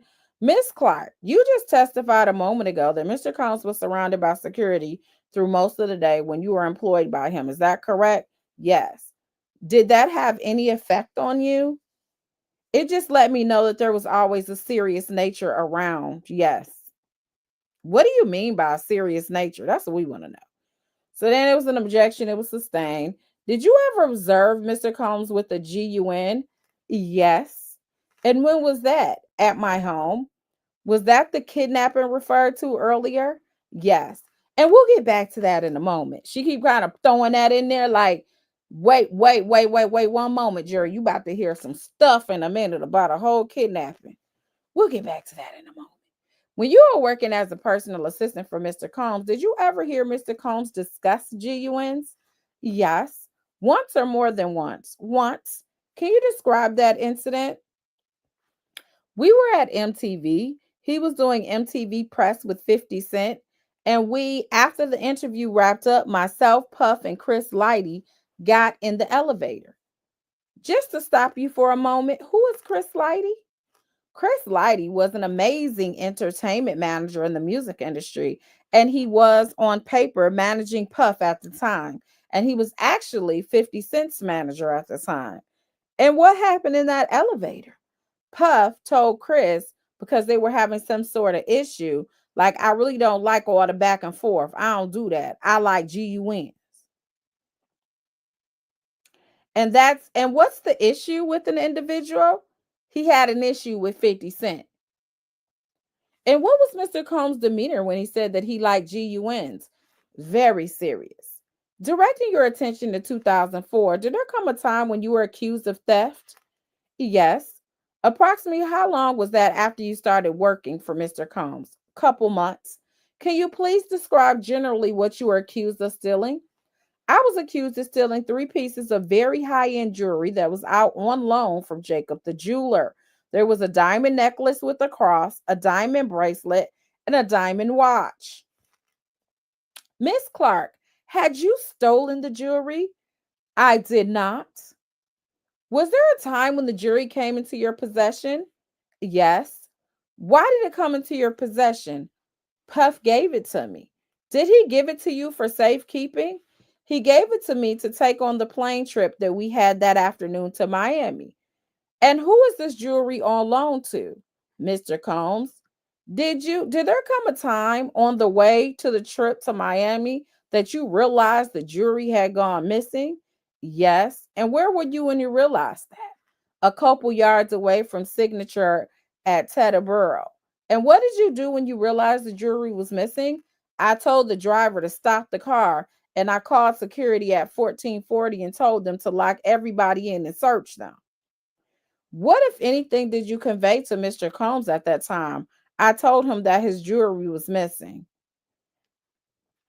So what'd she do with the jewelry? So he gave it to her for safekeeping. And what she do? Set it down somewhere? So a lot of these celebrities do take loan out jewelry. Y'all think they be buying this stuff, they be loaning it, look nice, bling bling for the night, they give it back. Okay. So he told her, you're responsible for this jewelry. You give me that type of jewelry, that mug gonna be right on.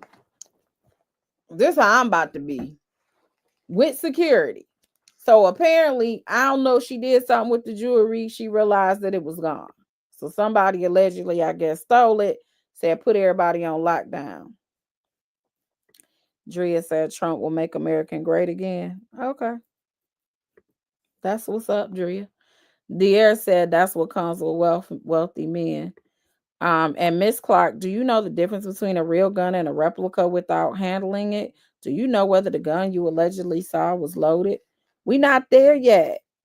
We not there yet. Hey. S says Suge also said in the same interview that he had tapes of Snoop Dogg implying that he had something to do with Tupac's. What? I just don't know how much like credence do we put on Suge Knight. I don't know.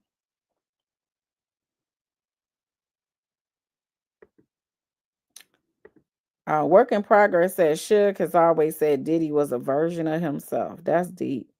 Ray said, I believe Suge. This trial's like watching an episode of Empire.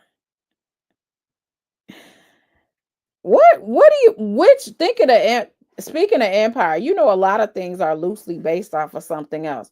What do you think Empire was loosely based off of? Like what record company? Because they probably were actually loosely based off of somebody. Like a lot of the Law and Order we've seen, the Rihanna incident, I've seen the RAPE kit like being not tested for decades. That happened here in Michigan. And actually, the one that plays Olivia, she came here and like before they did that evidence, she was like a part of some stuff to figure out. So when they were doing it for the episode, because she's an executive producer, so they do kind of loosely base their stuff off of them. So I wonder what Empire was loosely based off of.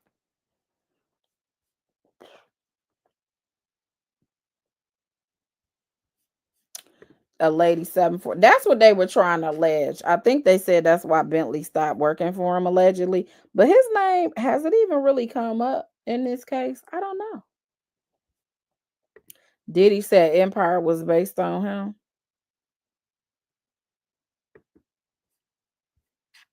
I don't know if that's a good thing. Okay. I don't know. Is that good? Is that like bragging something you should brag about? Thank you, Denise and Sherry, for the cash apps. I appreciate it. Okay. So they told the driver to stop, lock everything down, told him the jewelry's missing. Combs was like, he said, okay, I'm going to go ahead to Miami. You go back with Paul. So he went on ahead to Miami, told her, you going back with Paul. And when he directed you to go back with Paul, where was he directing you to go? 1440 Broadway. And where did you go after that? Went to my homes in Queens. So basically, Diddy wasn't even there.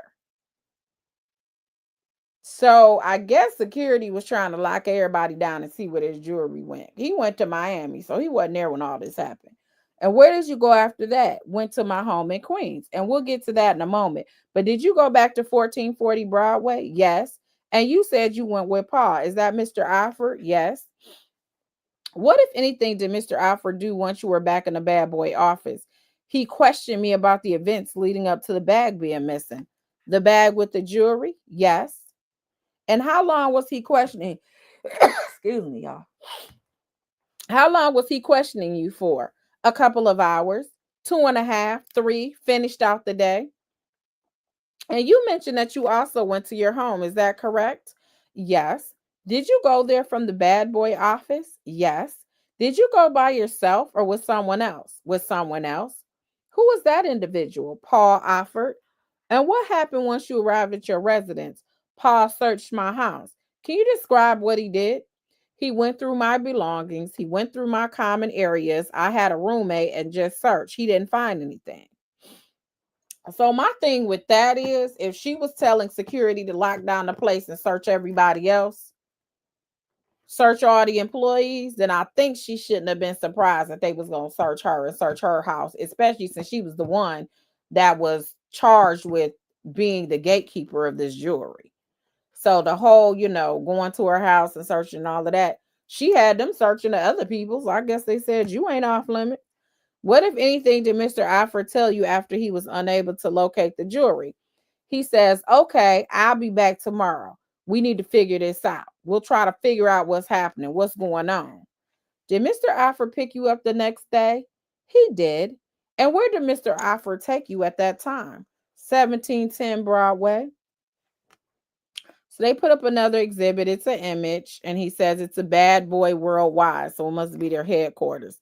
Is that a fair and accurate depiction of that building? It is. So they moved to admit it. You testified, Miss Clark, that you have been working at 1440 Broadway. Is that right? Yes. And that was also a bad boy building. Is that right? Yes. What was this building? I didn't know. At the time, you did not know? I did not know. Did you later find out what it was? I did. And what is that? It became our new corporate offices. So Bad Boy eventually moved into this building. Yes, and Sean. Directing your attention just to the front door of the building, can you see that on the bottom left-hand side? I can.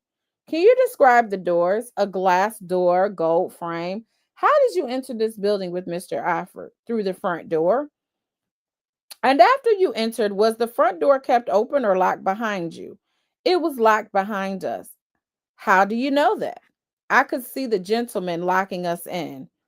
How could you see it? Through the glass door. We can take that down.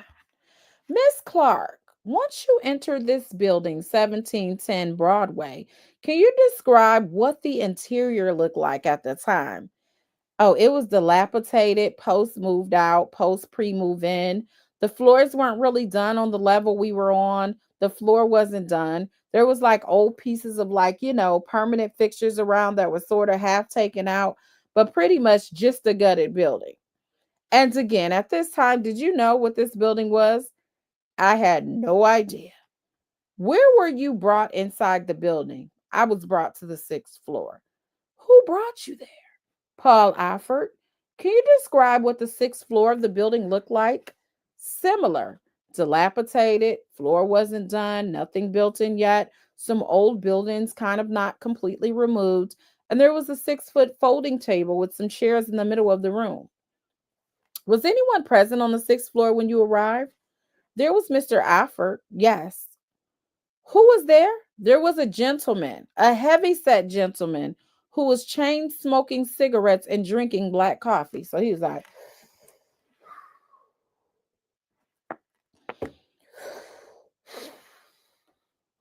drinking coffee with she knew it was black coffee. So she could see in the cup there wasn't no cream, no sugar, wasn't no brown, wasn't nothing. It was black coffee. Can you describe the individual's appearance? Very wide, very heavy. Looked like the size of 2 linebackers, because she like her descriptions to be like the football team. He wasn't tall. He didn't stand very much either.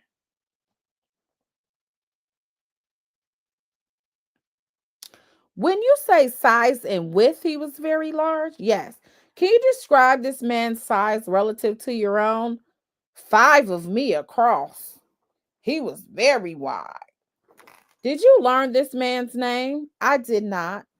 Was anyone else with you on the 6th floor? No. And you said that Mr. Alfred had brought you to the 6th floor. Is that correct? Yes. Did he remain there? No. Do you have an understanding of where he went? I do not. Did he ever return to the 6th floor? He did. And when would he return to the 6th floor? Intermittently during the day. So he was in and out? Mm-hmm. Did you speak with this heavyset man? I did. And what did he tell you was the reason you have been brought to the building? He says, I have been brought to the building to take a lie detector test to figure out what happened with this jewelry. And what, if anything, did he say would happen if you did not pass the test?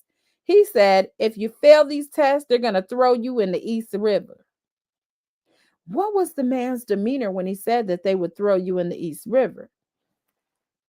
There was an objection. Agnifilo. So they must have had, is there a sidebar? Agnifilo is talking. So he said, I thought you were going to tie this back to Combs, and I'm not hearing that. That's the missing link. Okay. So yeah, Diddy wasn't even there. He was in Miami. I didn't necessarily get that when I did the tweets either. But anyway, so then this is the question by the government. Miss Clark, I ask you the question again. What was the man's demeanor when he made the threat that he would throw you in the East River? Very serious, very direct, no frills. This was a very serious conversation. And how did you react? I was petrified. Did this man proceed to administer the lie detector test? He did. At that time, did you want to be taking the test? I did not. Why did you permit him to do that? I was afraid of what would happen if I didn't pass this test, and I felt the test was the only way to get through this thing. Can you describe how the test is administered? They strap some stuff to your chest and they strap some stuff to your arms, and they ask you a series of questions over and over again. And what type of questions were you asked? Did I steal the jury? Did I come up with an idea to steal the jury? Did I plan with somebody to steal the jury? Had I ever stolen from him? Just a lot of stealing centric questions. From him, was that Mr. Combs? Yes. Did this man tell you the results of the test? They said they were inconclusive. What, if anything, did the man tell you about them, the results being inconclusively? It's like, I'm not getting a good reading. You need to calm down. You're going to be in the East River if I can't get a reading on this. When he told you to calm down, how had you been reacting that moment? I couldn't calm down. I wasn't doing a good job at calming down. Approximately how long were you in this deserted building on that day? A full work day. Of this full work day, approximately how long was the man administering the lie detector test on you? Intermittently all day. And if you know, was anyone else inside the building at the time? Not to my knowledge. During the hours that you were at 1710 Broadway, were you able to leave? No. Why not? We weren't allowed to leave. Who told you you weren't allowed to leave? Paul. Paul offered? Yes. And was the door also locked at the time to the building? It was locked. Was it locked from the inside or the outside? Locked from the outside. Did you attempt to leave the building? I did not. Why did you not attempt to leave the building? That was opposite of what I was there to do. I was there to prove my innocence. How did you eventually leave the building? Paul took me home. And what, if anything, did Paul, Mr. Offer, tell you when he brought you home? He told me, I'll be back tomorrow to get you. We still got to figure this out. What happened the next day? He came back and got me. Who is that? Paul offered. And what happened the next day? We started again. And when you say you started again, were you administered a lie detector test again? Yes. Is that at the same location? Same location. For approximately how many hours? All day. And who escorted you to that location? Paul offered. Are you free to leave on that second day? I was not. Why not? I was told I was not able to leave until we got to the bottom of this. Who told you that? Paul offered. Approximately how many days were you required to go to 1710 Broadway to take this lie detector test? 5. And who, if anyone, picked you up from your residence, brought you there, and returned you each day? Paul. Why did you continue to go with Mr. Offer to that building at 1710 Broadway? I wanted to prove my innocence. I didn't like the threats. And can you say that again? I didn't like the threat. I just wanted to get through it. And the threats that you're referring to, is that the threat to be thrown in the East River? Yes. Did you want to be taking the lie detector test over these 5 days? I did not. Why do you continue to take the test? I felt like it was the only way to prove that I had nothing to do with it. Miss Clark, during this 5-day period, did you tell anyone where you were? I did not. Why not? I just did not. So basically, this is going to be a credibility thing on whether they believe her or not that this even happened. Because I doubt if Uncle Polly was going to testify, I doubt he would unless they give him immunity, because they are definitely trying to make him a part of this enterprise, part of a conspiracy here. So if they the only ones that's around, it's really her word, and she didn't tell anybody about it. Did you report the incident to law enforcement? I did not. Why not? I worked under an NDA. I didn't. It was an objection sustained, told the jury to disregard about the NDA. So this is why it's important when the defense does cross and they come at your credibility for all the people that's like, you're badgering the witness. No, when you have certain incidents that's just their word against Puffy's word, we're going to make you look like a liar, because we don't want them to believe nothing about what you said. If you lied about A, you'll probably lie about B. So this is, she's saying she never even told anybody, never went to the police. So there's no corroboration to her story. You just have to believe that what she's saying is true. Did Mr. Combs ever reach out to you during this 5-day period? He did not. During this 5-day period, did he ever ask where you were? Not me. Typically, what would you have been doing during a 5-day period like this? I would have been shadowing him. I would have woken him up, and I would have been there through the course of the day until about 4 o'clock in the morning. So it sounds like there's an inference that they're trying to give that he had to know what was happening because she wasn't with him and she shadows him all day. So, but the issue is, if they paid attention, is that he was in Miami. So she wouldn't have been shadowing him no way. Because he said he went on to Miami and they was here to try to figure this jury thing out. So I think that's what they're trying to elicit about what he had to know. Like you something was going on because you didn't come to work and you shadowed him all day. So where were you instead? 1710 Broadway. Doing what? Taking a lie detector test. What, if anything, happened after those 5 days?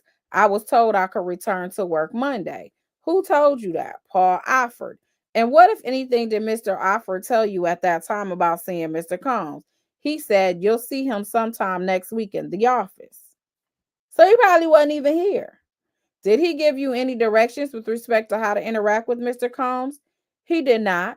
And who is Mr. Alfred's direct boss? Sean Combs. So they're trying to say basically maybe he did this at the directions of Sean Combs, is I think what they're getting at. Did Mr. Combs ever discuss the theft or the lie detector test with you after you returned to the office? He did not. Do you know if the jury was ever located? I do not. Miss Clark, did you continue to work with Mr. Combs after this incident? I did. Why did you continue to work for him? Well, I felt if I would have left, it would have been written off as I stole anyway. Miss Clark, when you returned to the office, when you returned to work, did Mr. Combs ask you where you had been? He did not. Generally, what hours were you required to work as Mr. Combs' personal assistant? Probably started the day at the townhouse on 74th and Park at 9 o'clock in the morning and finished at Daddy's house or wherever we were, sometimes around 4 a.m. What's Daddy's house? The recording studio. Who determined how long the day would be for you? Puff. What type of task would you be given from 9 a.m. to 4 a.m.? Give him a carnation for his suit, print out documents, something he wants to show someone, research something that he's had on his mind, roll calls, get his food, a variety of tasks, anything that he needed to do as our job, yes. What, if anything, would Mr. Combs tell you if you fail to accomplish your task? You should lose your job. Is that what he would say? Yes. Generally, what, if any, breaks would you get during day for basic needs like eating? None. How much sleep were you getting each night? On a good night, 4. On a bad night, 2. What, if any, medical condition did you develop as a result of this? So then there was objection, rephrase. What, if any, medical condition did you develop when you were personal assistant for Mr. Combs? Alopecia. What is alopecia? It's a stress-induced condition where you get bald patches on your head. You can also get alopecia and they don't know why you have it as well. Because there are little kids that wake up and they have alopecia, so that's not necessarily stress-induced, but that is one of the causes. Did you seek medical attention? I did. And what medical recommendation did you receive to treat the condition? Told me to calm down and try to de-stress somehow. How much were you compensated for your work as a personal assistant? 65,000. Were you working overtime? Yes. Sounds like you must have been because you worked till 4 a.m. Is that fair to say? I think that depends on salary, like I said, versus hourly. But yeah, because that's why people like you on salary because they can give you all the hours and then they don't got to pay you overtime. That's the point of that. Okay. Talking about orientation, I'm assuming they had no training on employment laws. 9 to 4 ain't salary. Why don't they redact the stuff the jury is supposed to disregard? You talking about in the transcript? Some things they'll say strike from the record. So if what they'll do is when the jury actually says, I want to see the testimony of Capricorn Clark, they're going to redact all of the things that they had to disregard and they'll redact sidebars because that was outside the province of the jury. So what the jury, who was not supposed to be watching this channel or anybody else's, they're going to actually see a redacted version. Mhm. The Suburbia Jones said you can also get track alopecia from wearing weave. Yeah, there's a number of reasons why you get alopecia, but I'm sure Diddy is gonna be the cause of everything. That's the whole point of all of this testimony. So make sure y'all hit the like button, please. Subscribe to the channel. Were you working overtime? Yes. So, whatever. What if any discussion did you have with HR about being paid for overtime? I went to them and told them I'm working basically 24/7 and I'm not making any money. And she sat with me to calculate my overtime. So she must have been about an hour. Because if you're on salary, there's no way you really calculate it. You getting that regardless. And who is she? Vashta Dunlap. And what was her role, head of HR? Did she calculate your overtime? She did. What did she calculate? She calculated, there was an objection. What, if any, discussions did Vashta have with Mr. Combs in your presence? She sat down to review the overtime, due diligence that she had worked out to present to him for my overtime. And what did she present to him? She said that I was owed 80K per 3-month period in my assistant area. How did Mr. Combs respond? He ripped up the paper. Were you paid the 80,000 that Vashta referred to at the time? I was not. I want to discuss some of your job responsibilities when you were working as Mr. Combs' personal assistant. While you were working in that role, were there times where Mr. Combs would stay at hotels? Yes. And if you know, who would he stay there with? Kim Porter. How frequently would he stay at the hotel with Miss Porter? Once a week? And what, if anything, was your role with respect to hotels when Mr. Combs would travel? To pack and bring and unpack his personal effect. Do you think like his kids were in there for this one? I can't remember. I know the daughters were graduating, so they probably weren't. But the fact that you say once a week would have me like going back in my mind, like, were you doing that with my mama? Because remember, the Cassie thing was once a week. So when you say once a week, I'd be like looking at him sideways. To pack and bring and unpack his personal effects. Generally, what names will Mr. Combs' hotel rooms be under? Frank Black, Frank White. And generally, what name would any of his girlfriend's rooms be booked under? Jackie Starr. Which hotels did Mr. Combs frequent most when he traveled outside of New York? In Atlanta, it was the Intercontinental Buckhead. In LA, it was the Beverly Hills Hotel. And when Mr. Combs would travel to outside of New York and have these hotel stays, how would you set up the room? I would unpack all of his clothes and shoes and personal belongings and put them in their place, and it would be set. And what did those belongings include? Clothes, toiletry bag, and camera bag. Let's take those one at a time. So, what's the camera bag? Camera box, actually, camera box. It was a silver at the time. It was a silver, like 45 record carrier, repurposed, and it had 3 click in, 3 point and shoot cameras, and 1 small mini DV camera. Was there anything else in the camera box? A small bottle of baby oil and a small bottle of lube. What, if any, lighting was in the hotel? Oh, no lighting. We brought his Diptyque candles. That was it. You also mentioned a toiletry bag. Yes. Would that be brought to the hotel room? Yes. And what was inside of that bag? Toiletries, medications, drugs. And what type of drugs would be in the toiletry bag? Ecstasy. Can you describe what was in the toiletry bag? Look like, listen, some of these celebrities, they not about to let Nan assistant unpack anything anymore. Cause they turning her coming in here setting up this room. They like people gonna be thinking about him every time they talk about this. Cause that's what a lot of people have their assistants come in and actually unpack their clothes in the industry, just period, when they're booked somewhere.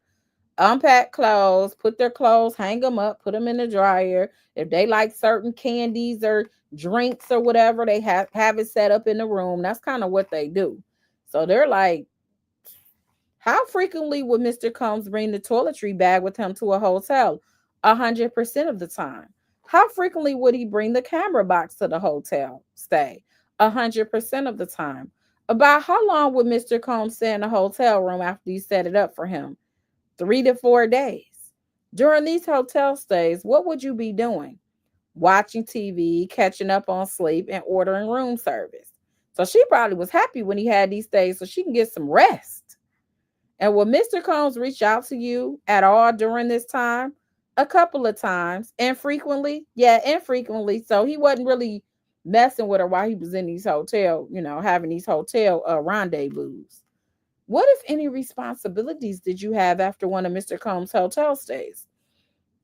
To pack up his belongings, sweep the room for anything that might be left behind. What, if any, damage did you observe in the hotel room after his stay? Just baby oil. At the Intercontinental, I would see like handprints left in oil on the like ultra suede walls. How frequently did you observe damage from baby oil in the rooms? Oh, frequently. Y'all seen all the bottles of oil they confiscated out of his house? But it was a lot. It was just a lot of baby oil. It was just everywhere. It wasn't necessarily always on the wall. Earlier, you testified that by 2008, you were Mr. Combs' global brand director. Is that correct? Yes. And at that time, was Mr. Combs still going to hotels with women? Yes. Did you still have a role in setting up those hotels? I did not. And if you know, which woman would be bring to the hotel most frequently at that time? Kim Porter, Cassandra Ventura, just a whore. Miss Foster, can you please bring up what's in the evidence as Exhibit 2A 4401? Miss Clark, who is this? Cassandra Ventura. You can take that down. How frequently would Mr. Combs stay at a hotel with Cassandra Ventura when you returned in 2008 as his global brand director? I would say once a week. Approximately how long would these hotel stays last? 3 to 4 days.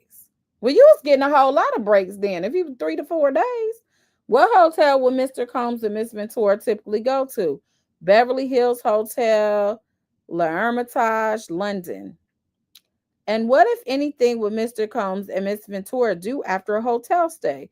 They started getting IV drips. What, if anything, did Mr. Combs tell you about why they were getting these IV drips? I asked, and he related it's similar to serotonin supplements because ecstasy depletes your serotonin. It's just replenishing us from partying over the weekend. From the drugs? Yes. Did Mr. Combs ever speak with you about his relationship with Miss Ventura? He did. And did one of those discussions occur in 2010? Yes. And where were you at that time? We were in the first rental house in Los Angeles. And do you know the address for those locations? I think it was 9933 Beverly Grove. And who was present during this discussion? Myself, Puff, Lauren London, Chef Jordan was in the kitchen, but who's Chef Jordan? It was his personal chef at the time. And who is Lauren London? Lauren London is a friend, and she also was an associate of us, all of ours, because she had once modeled for Sean John. Where were you located in the house during this discussion? We were in the kitchen. And what did Mr. Combs discuss with you at that time? He was discussing with us why we didn't have a man like him. And what did he do? He said, "Let me show you something." And what did he do next? He called Cassie over and asked her to sit down, stand up, turn around, turn the other way, walk over there, grab that, hand me that, walk back, turn around, go back in the other room. And how did Cassie respond, or Miss Ventura? She did it. Told you this was like Coming to America. She followed each of his instructions. Yes. See, he did what people was allowing him to do. Because no. How do you think that's so? And you humiliate me in front of people? Yeah, you got me messed up.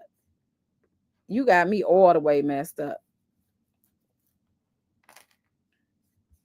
We have not read these transcripts. We read the tweets, and I'm reading them just me because I want to.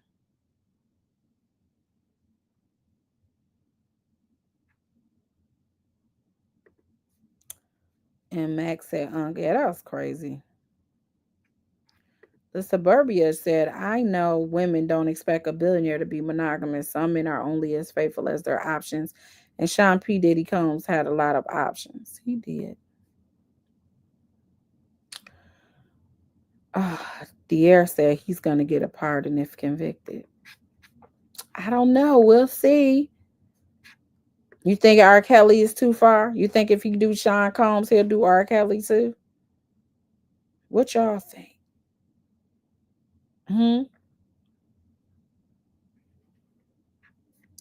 Just me. How you gonna get smart with me and think I'm not gonna get smart back though? Just saying. Thought I was just gonna sit here and let you say, why are we reading this again? What did you want me to say? I'm sorry, let me take it down. No, because I want to.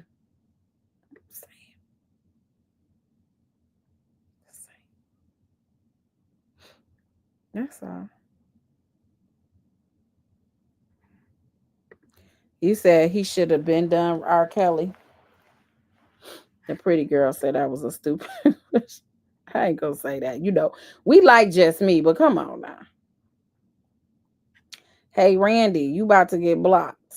How about that? I see what y'all doing. Bam. Y'all doing the most today. Child, I got more people blocked, I think, than I got as followers. She said I just read it in the wrong voice. Okay, just me. All right. Did Diddy tell he didn't have to tell Cassie not to cheat. Apparently, when she got somebody, he was beating her up. So there's that. No, R. Kelly is in. He has a couple of cases. So I think it's state in Illinois, and he has a federal case in New York. He had a RICO.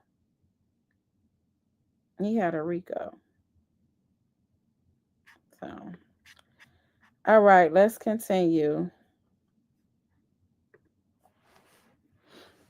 He said, "Did you see that?" He said, "You itches won't do that. That's why you ain't got a man." To which we said, "You mother effing right." During your employment, did you ever observe Mr. Combs using drugs? I did. What type of drugs? Ecstasy, Molly, and how often did you observe Mr. Combs taking these drugs? Once a week.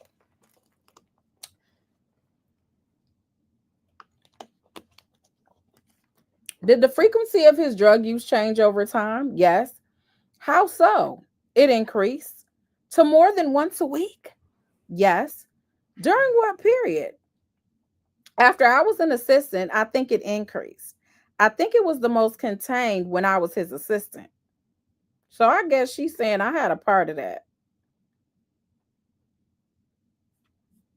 That's true. Brianna said, of all the innocent people that should get pardoned and people be worried about Kelly's, a little music of telling us some money in the community is willing to sweep everything under the rug. Brianna, I just asked a question. I ain't never seen you in my chat. That's like so crazy to me. People will lurk, stay in the bushes, and then when they got something to say, it's never anything that's productive or nice to say. I asked a question. If you're gonna do Diddy, do you think he's gonna do R. Kelly? I never debated whether it should happen. I never debated whether it was whether he shouldn't have been convicted. I never debated anything. And somehow you've managed to come up to this whole conclusion. It's crazy to me. Okay. Pam, if Diddy gets out on this or pardon, can he still be tried? That's interesting. Grape does not have any statute of limitation. So that's why I was shocked that with what Mia was alleging, why wouldn't you put that as one of the crimes? One of the predicate acts.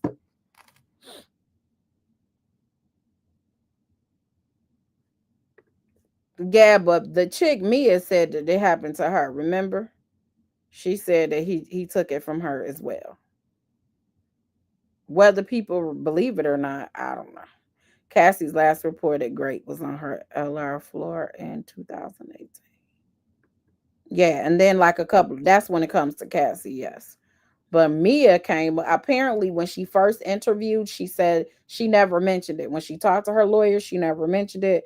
But then she eventually like mentioned it or something. Like somehow she told the government, I guess. And I think that's when the defense tried to strike it because they were like, you ain't never told nobody this. So that's why people are skeptical on whether it even happened. If she didn't just, be a revisionist historian where she decided to revise her future, what had happened. You said he can't afford. Tracy said he can't afford a pardon. Yes, POTUS can only pardon federal. We're aware of that, and he has a federal case. In fact, he was at the Southern District of New York. If you pay attention to this case, no, maybe he was Eastern. He was over there in New York though, and if you pay attention to this case, they use R. Kelly as a lot of precedent. With a lot of the arguments, they use his case as precedent.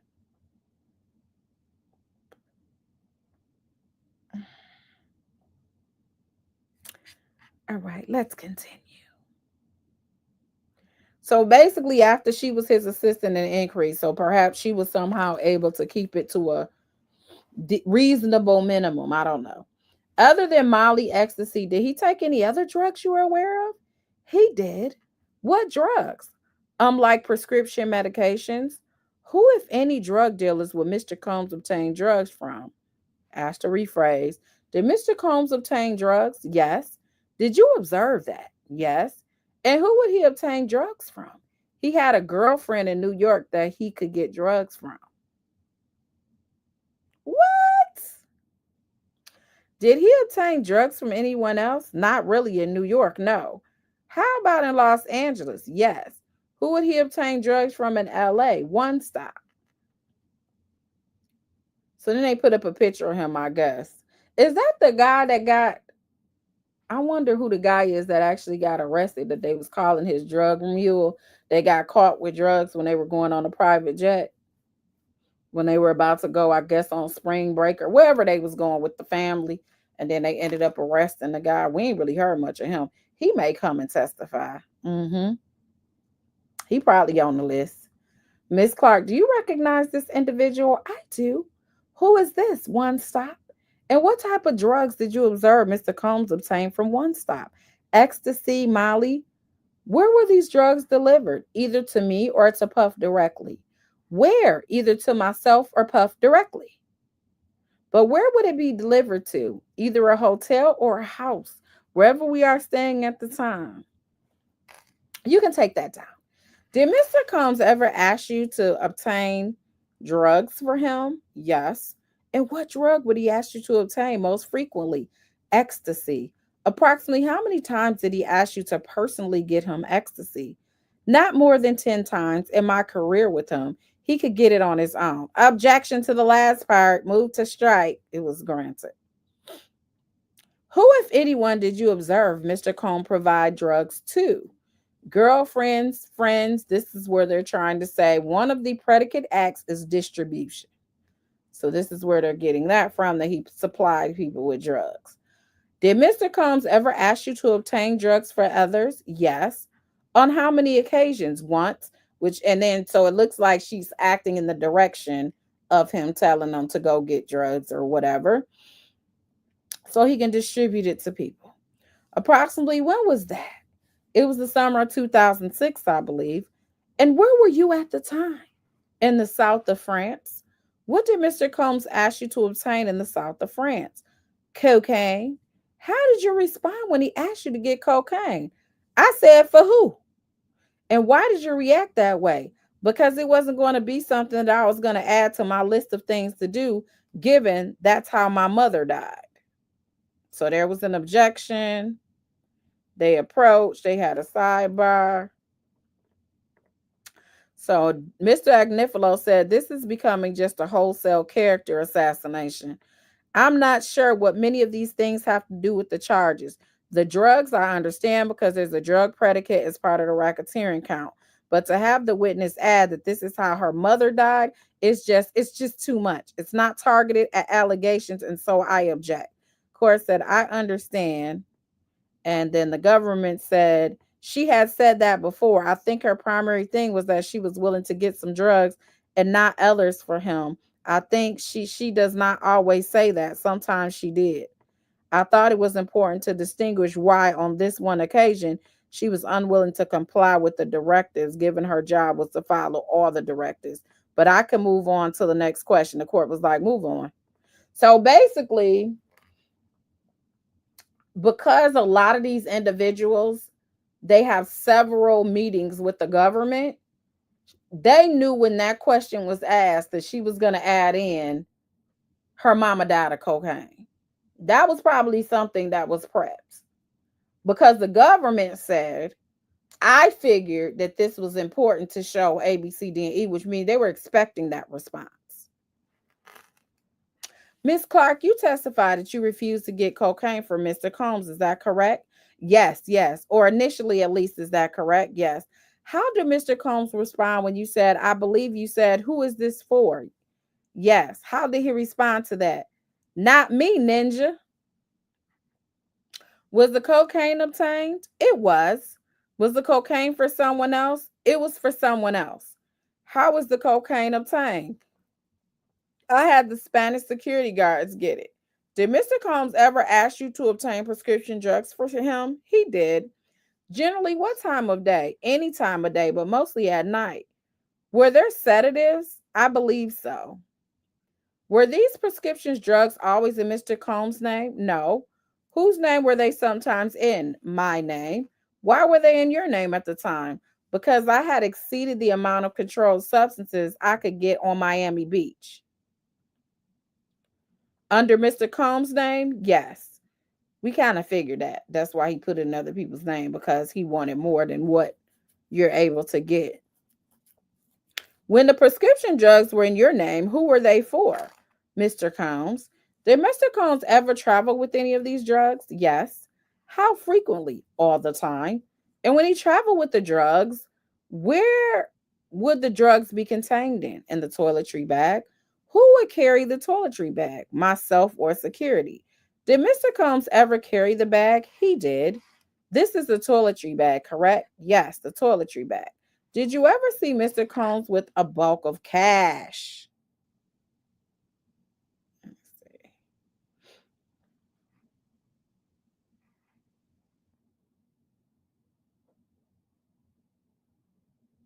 Okay, wait a minute. This is the Suge Knight thing. Hold on. You said at 30 minutes and 45 seconds. Okay, hold on.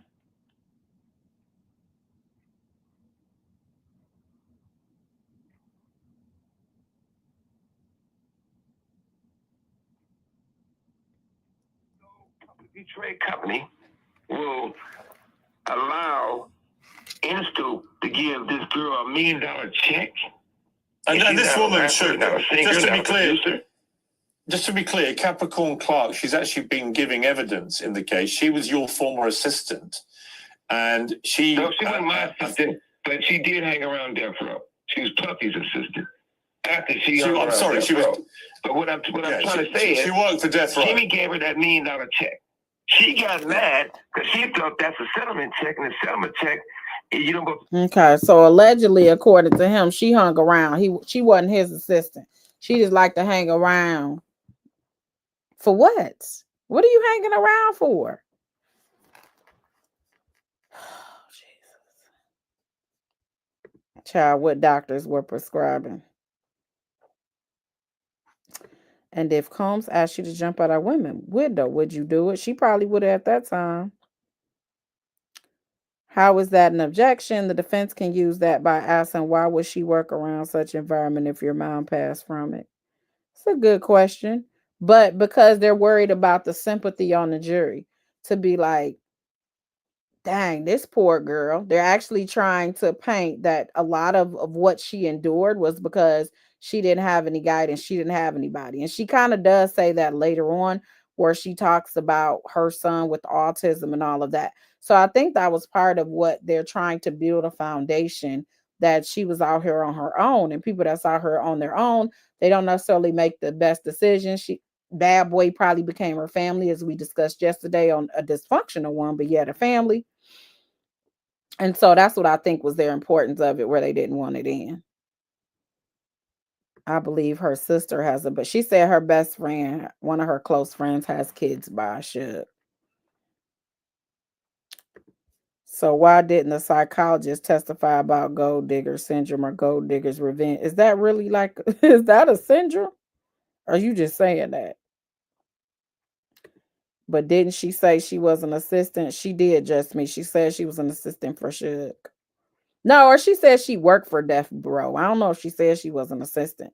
She said she worked for Death Row. So basically, Suge said she didn't. She hung around.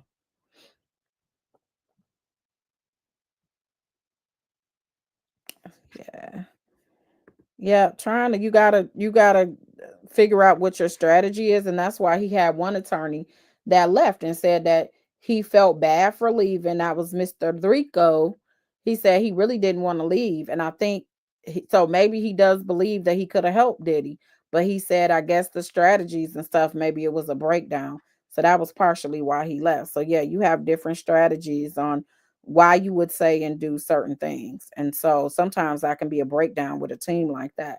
Very interesting how they can have all these attorneys and everybody kind of be on one accord.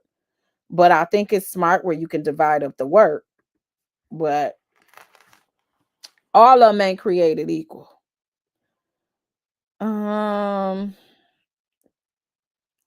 Miss Clark, did you see Mr. Combs with large amounts of cash during your employment? I did. When we say large amounts of cash, approximately how much money are we talking about? In my case, 100,000 euros. And where would you see Mr. Combs with 100,000 euro? Primarily coming back from Europe. And where would he receive the cash from? He would get it from club bookings in Europe. And what did Mr. Combs do once he received this cash? He kept it. And who would he provide it to? Oh, he would turn it over to security after I gave it to him. When you had the money, what were you doing with the money? I was counting the money. Who would you give the money to after you counted it? Directly to Puff. If you know, where was the cash stored once it was back in the United States? It appeared to me that it was always kept in his bedroom's personal safe. During your employment with Mr. Combs, what, if any, violence did you observe? I observed fighting. What kind of fighting?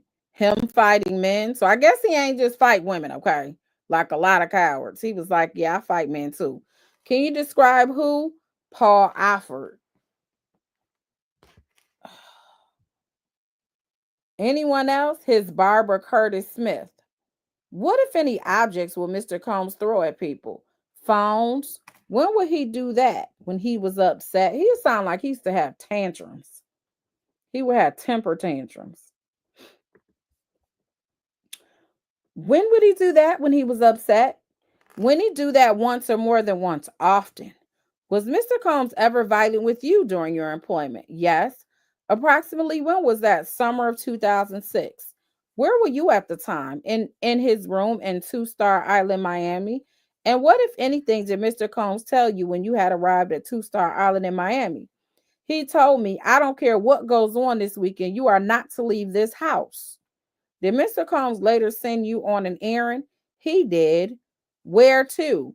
Pharrell Williams, who was a music producer. His manager came over and was dropped off by boat on the back dock for a quick meeting.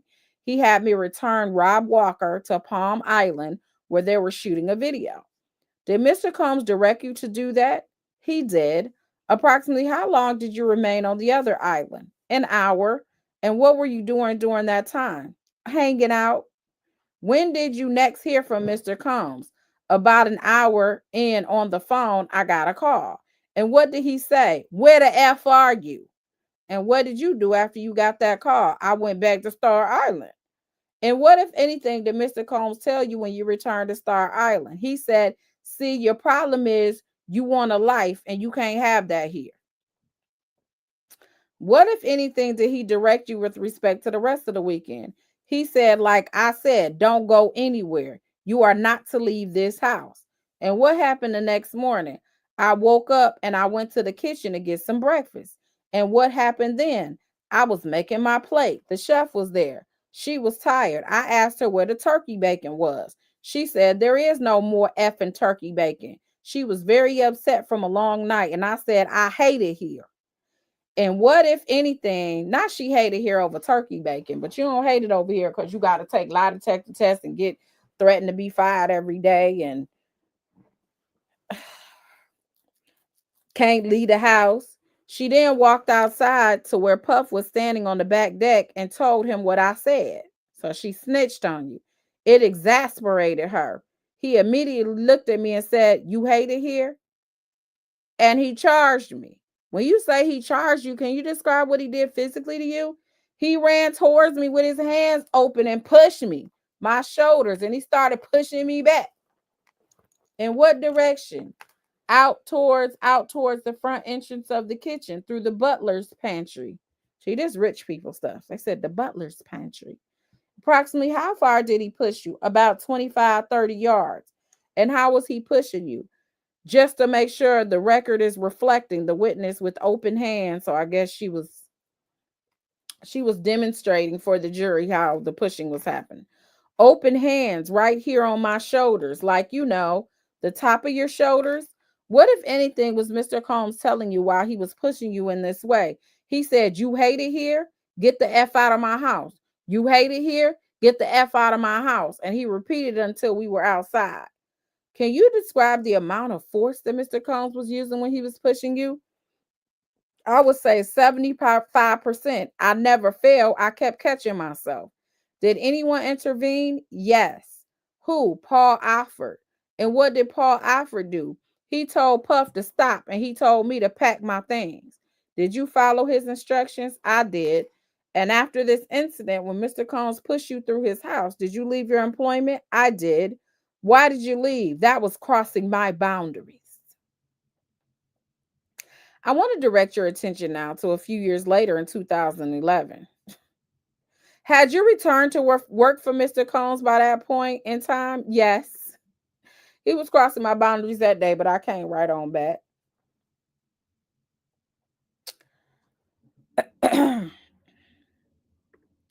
Ebony Woods said, I fight for some turkey bacon. That's what she said. Listen, you don't know what people be thinking. Ray said turkey bacon ain't even all that. I can see if it was beef. Andrew said, can people be conditioned to think this type of behavior is the norm? I'm just trying to understand all these random people just going along with all this. I don't know, Andrew. That's not my thing. Where was his accountant, his security and assistant counting money? They are implying something. Well, I think because he used cash, right? He would have cash on hand so that he can pay these ex-workers, because trafficking is one of the major charges along with the racketeering conspiracy. So I think maybe that, but if he goes to clubs and stuff, that's really not uncommon for people to be paid in cash. But, you know, they're going to put that out there so the inferences can be made that perhaps this is why he always kept cash on hand. He always had it, and he can pay these people for these freaky nights with this cash. So everything that they give out, a lot of times people think it means nothing, but they're trying to give, even if they don't have direct information or proof, they're going to allow the jury to have certain inferences. You can have circumstantial evidence when it comes to deciding. Circumstantial evidence is evidence as well. They always give you one of the examples they give you is if someone comes from outside, you're sitting in your house, someone comes up from outside and their coat is wet. There could be an inference that it was raining based on the circumstantial evidence that they have water on them. Although you may not have looked outside and saw the rain for yourself, which would be direct evidence. This is circumstantial evidence. Based on that, we can make an inference that it was raining. Someone comes in and they have a umbrella, same thing. You can assume if the umbrella is wet, it was raining outside, even though you didn't hear the rain, see the rain didn't touch you, whatever. So that's really what circumstantial evidence is. So circumstantial evidence and direct evidence is allowed for the jury to deliberate on when they are in the back. Did he pay his taxes on the 100K euro? That's an interesting question, because that gives you a lot of times when people do get certain things, that's part of the problem. They don't be paying taxes on the money they get. Andrea said, I'm an accountant. I can't see anyone asking me to go to a club booking just to count money. I mean, anyone can count money. Also, I can see him trying to keep this money undetectable. It's probably one of the ones where they can't really trace on the tax portion of it. And apparently, according to Mia, she was told to count money one time, which led to a violent incident. And security, she testified that security typically counts the money.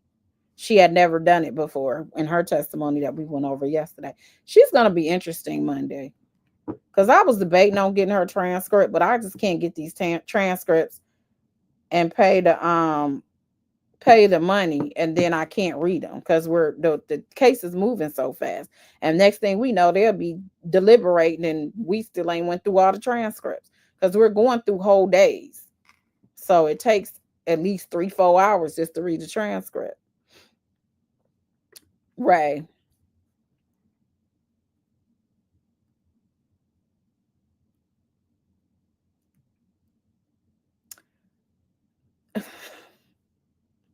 Only you could come up with that circumstantial evidence type of a example. Only you. Only you.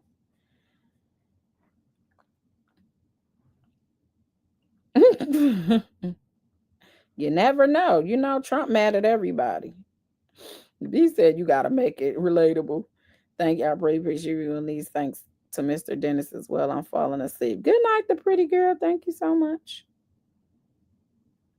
He said we like word for word. I appreciate that. Okay, let's go on. So now we're in 2011. We know this the kidnapping incident. Had you returned for Mr. Combs by this point in time? Yes. What was your role at that time? I was global brand director. Why had you returned to work for Mr. Combs after that incident at 2-Star? So you basically left because you said this is where I draw the line. He done pushed me 2-3 times. Paulie done had to jump in and tell you to pack your stuff and go, and you quit. She says, my first role back was director of marketing for Sean John. He was impressed with what I was doing at my job that I had left for. I got a couple #1 albums. So he was impressed with what I was doing in my job that I had left for. So it sounds like, according to this, when she left him, she was able to have a job.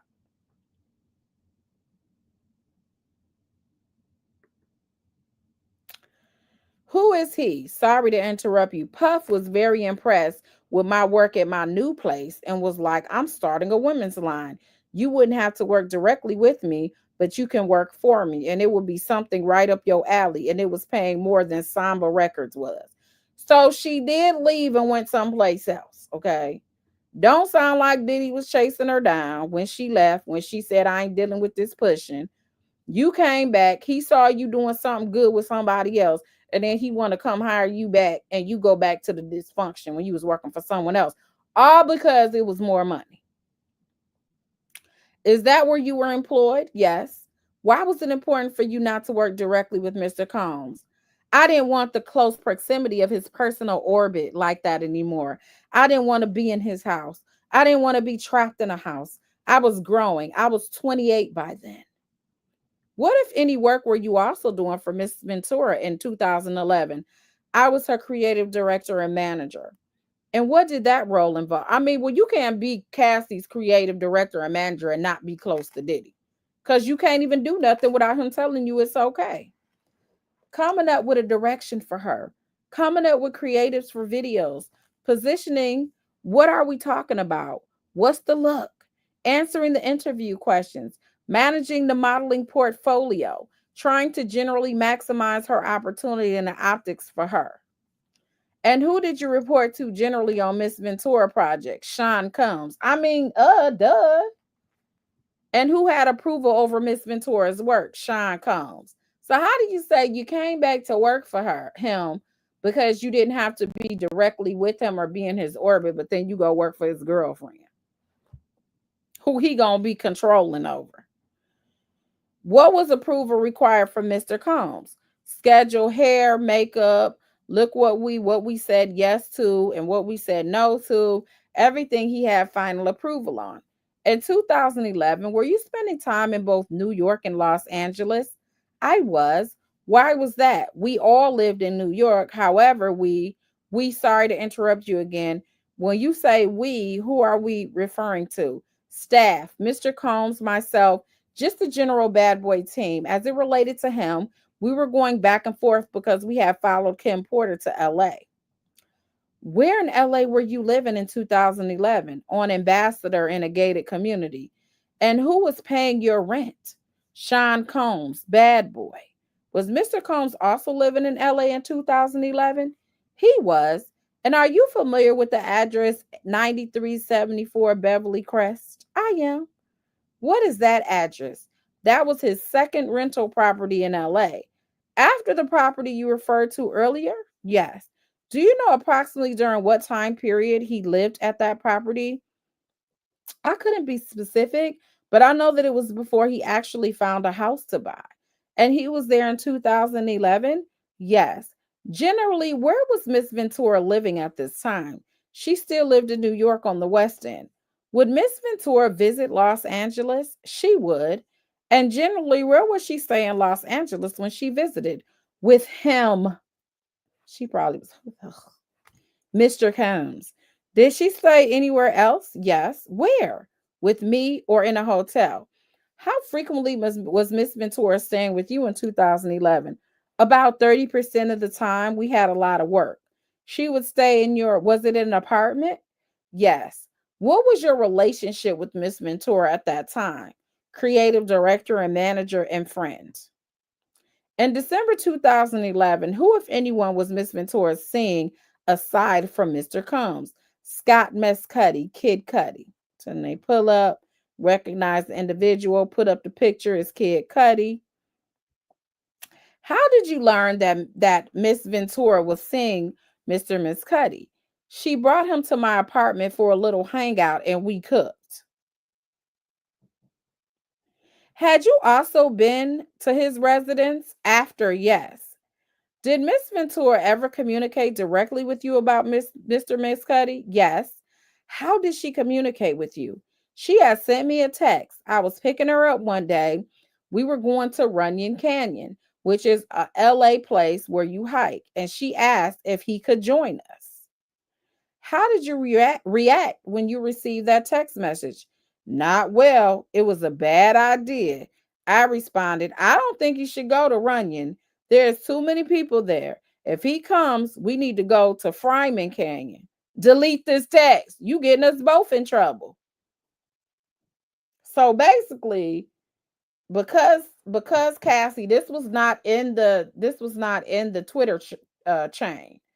Because Cassie was staying with her 30% of the time, Kid Cudi started coming to her house. And they all was hanging out and cooking. Then they been to Kid Cudi house. Then she called and said, hey, when we go to Runyon Canyon to hike, can he come with us? And she was like, girl, is you crazy? This a bad boy phone. Delete this.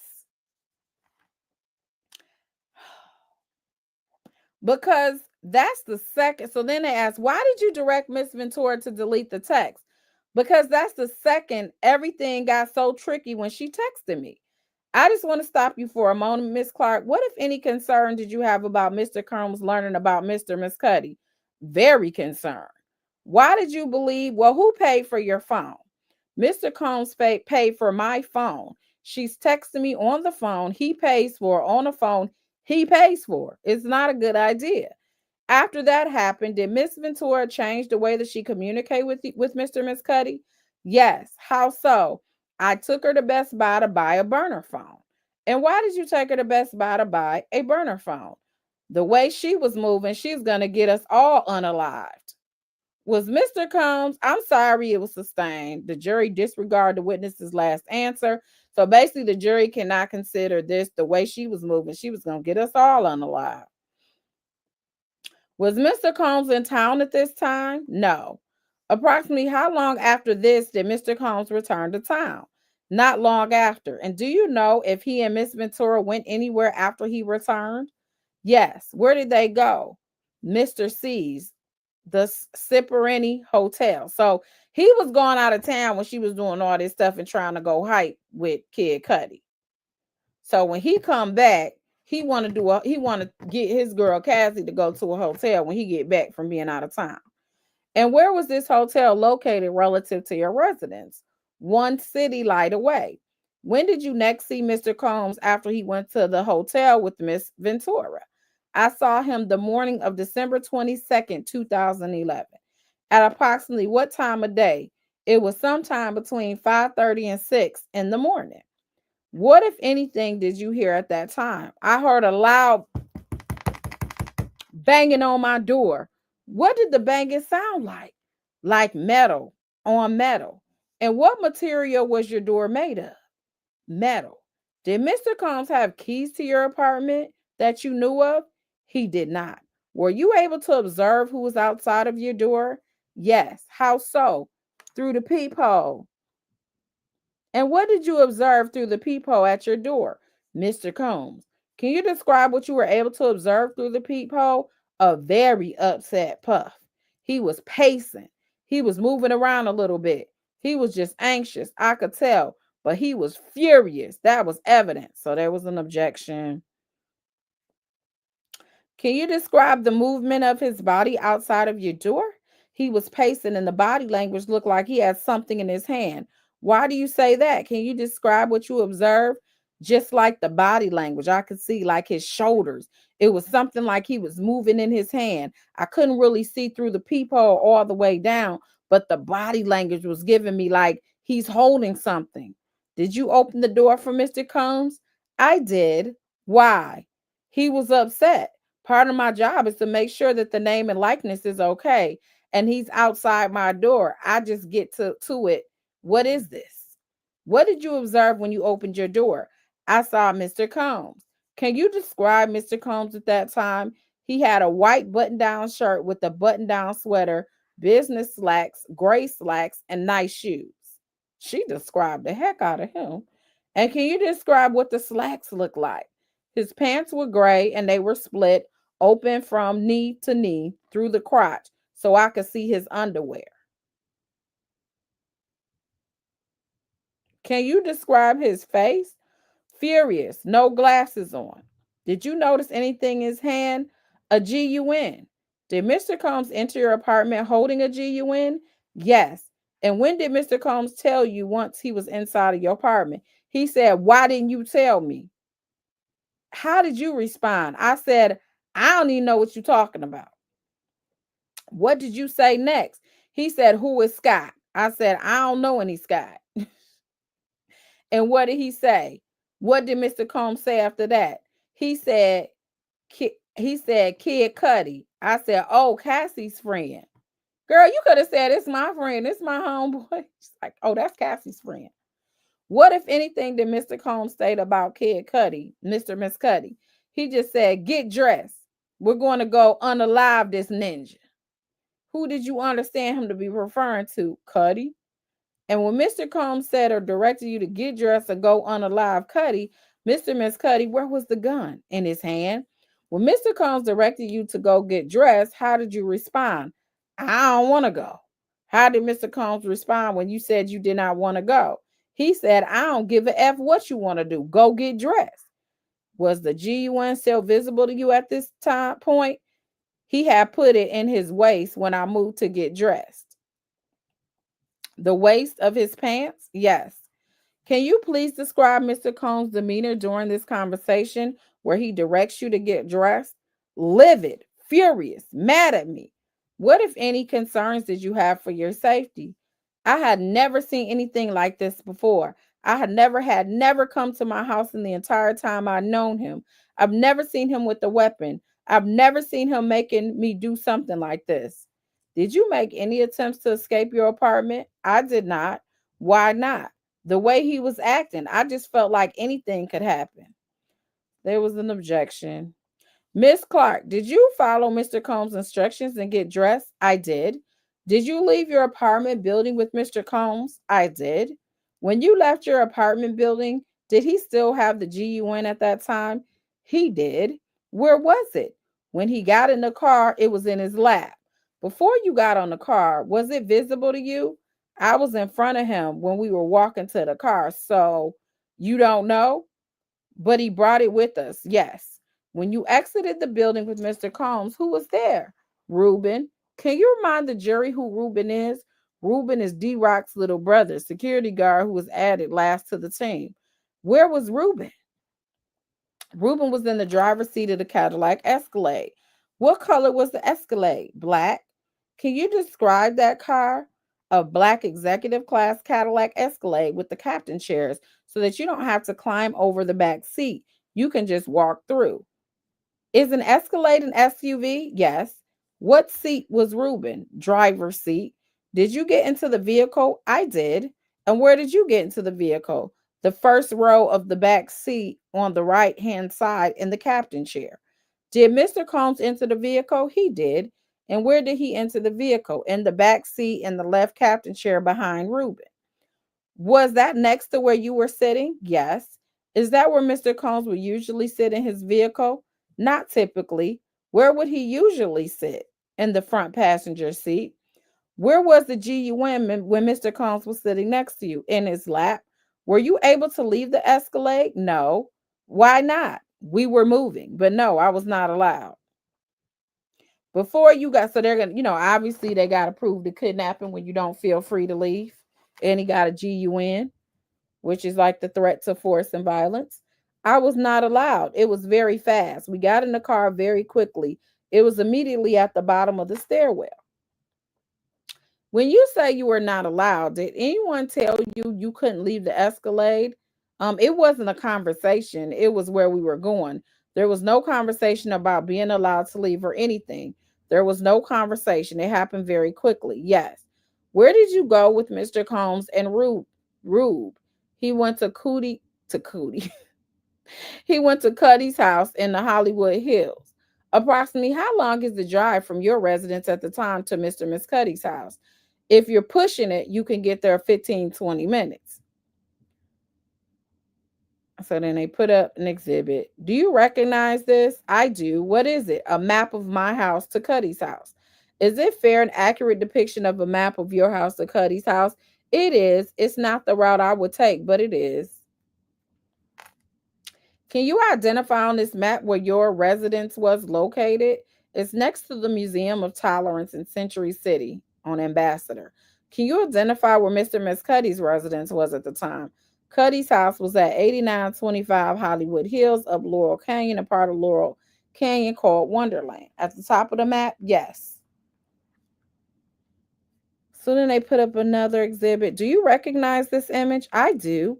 What generally is depicted in this photograph? Cuddy's front door. At the time you went to Mr. Miss Cuddy's house, did you know whether or not he was home? I did not. What, if anything, did Mr. Combs and Rube do after you arrived at the home? They entered the house. Were you still in the car? I stayed in the car. Were you able to leave the car? No. Why were you not able to leave? I probably could have left, but I didn't. Because I was going to ask that, like, if you left in the car, how do you say that you wasn't able to leave? Were you afraid of it if you left? That's leading, that which was sustained. When you were in the car, were you able to see into the residence? Yes. And how were you able to do that? That door right there was open into the courtyard. And what did you observe Mr. Combs and Rube do on the property? fidget around trying to gain access, and they gained access. And what if, when you say gain access, do you mean to the residence? Yeah, beyond this door is another outdoor courtyard area, and there's another house door set back further past this door. So, yes. Which did they gain? What did you observe them gain access to? After they gain access here, they gain access to the main door, to the actual property that's beyond this wall. What, if anything, did you do while Mr. Combs and Rube were on the property out of the car? I called Cassie. And what phone number did you call her on? On the burner phone. And when did you tell Cassie when you called her? Cassie, what the F? And I asked her where she was at. What, if anything else, did you tell her? I told her that Puff came, got me with the GUN, and brought me to Cuddy's house to unalive him. And what, if anything, did you do to the contact number for Cassie's burner phone on your phone after you made the call? I changed it to my best friend's name. I changed it to Stormy. Why is that?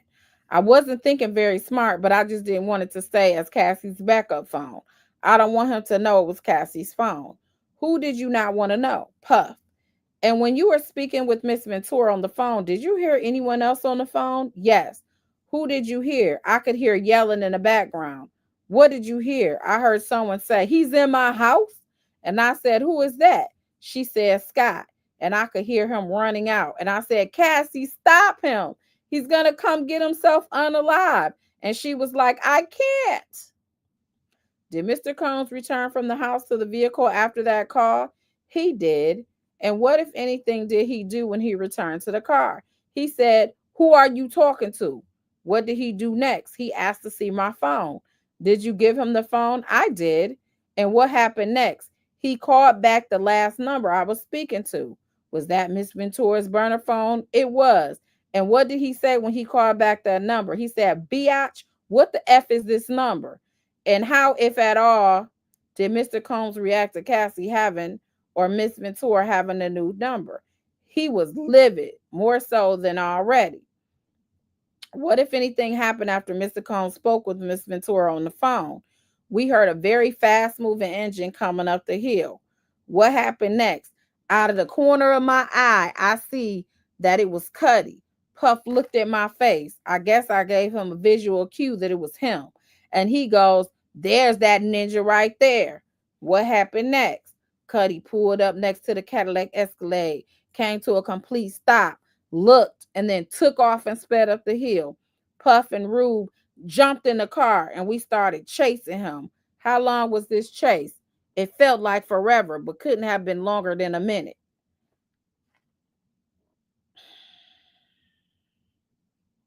What, if any, other cars did you observe while you were driving at this time? Cuddy lost us. We turned south down Laurel Canyon. We heard sirens and we passed the police. In what direction were the police headed? They were headed north on Laurel Canyon. We were headed south on Laurel Canyon. Were they headed in the direction of Mr. Mescuddy's residency? They were. How, if at all, did Mr. Combs react to the police cars passing you? It calmed him down. Can you describe what you mean by that? He just started to, maybe for the first time that morning, pull himself together. He was like, shoot, I might go to jail. Where did Rube and you and Mr. Combs go next? We stopped at the Key Club. And what, if anything, did Mr. Combs instruct you when you stopped at the Key Club? Told me to call Cassie. And just for context, how far is the Key Club from Mr. Mescuddy's residence? The Key Club is on Sunset. Maybe, depending on how you're driving, 2.5 minutes from Sunset, west of Cuddy's house. And what is the Key Club? Key Club was a nightclub that's been on Sunset forever. It's had a million names. It was the Key Club, and then it was One Oak, and it's the Key Club again. Did you follow Mr. Combs' instruction to get Miss Ventura on the phone? I did. And what, if anything, did Mr. Combs instruct you to tell Miss Ventura? He told me to tell Cassie that he has me and he's not going to let me go until I come get her. Did you convey that message to Miss Ventura? I did. And when you conveyed that message to Miss Ventura, where was Mr. Combs in the vehicle relative to yourself? He was standing outside the vehicle by my window. And you said he was standing outside the vehicle by your window.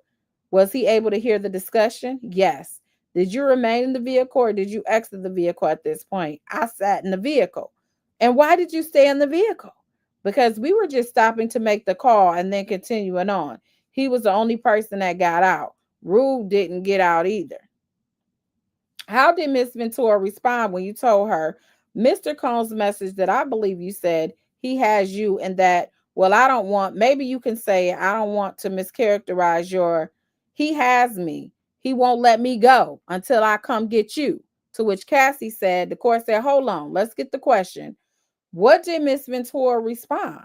She said, okay, come get me. Did you, when Miss Ventura said that, what was her tone? She was calm. Did you return to Mr. Combs' residence after that call? I did. Who drove you there? Reuben. What, if any, instructions did Mr. Combs give you at that time? Told me, once you get Cassie, you guys need to go talk with Cuddy and convince him to not tell the police that it was me. Did he tell you anything else? He says, if you guys don't convince him of that, I'll unalive all you mother effers. And what did you do after you arrived at Mr. Combs' residence? I got in his staff vehicle, which is an older, nondescript car, and I went and picked up Cassie. Where did you pick her up from? Sunset Marquis. At a hotel? Yes. And where did you go with Miss Ventura from the Sunset Marquis? Back to Cuddy's house. See, this is a part that Kid Cuddy didn't mention no chase. He also didn't mention them trying to tell him, please don't say it was him, because I feel like if they told him that, he would have testified that he knows, he knows that he broke in his house because Cassie and them came to him and said, don't tell. Seemed like he would have testified to that. Why did you return to Mr. and Miss Cuddy's residence?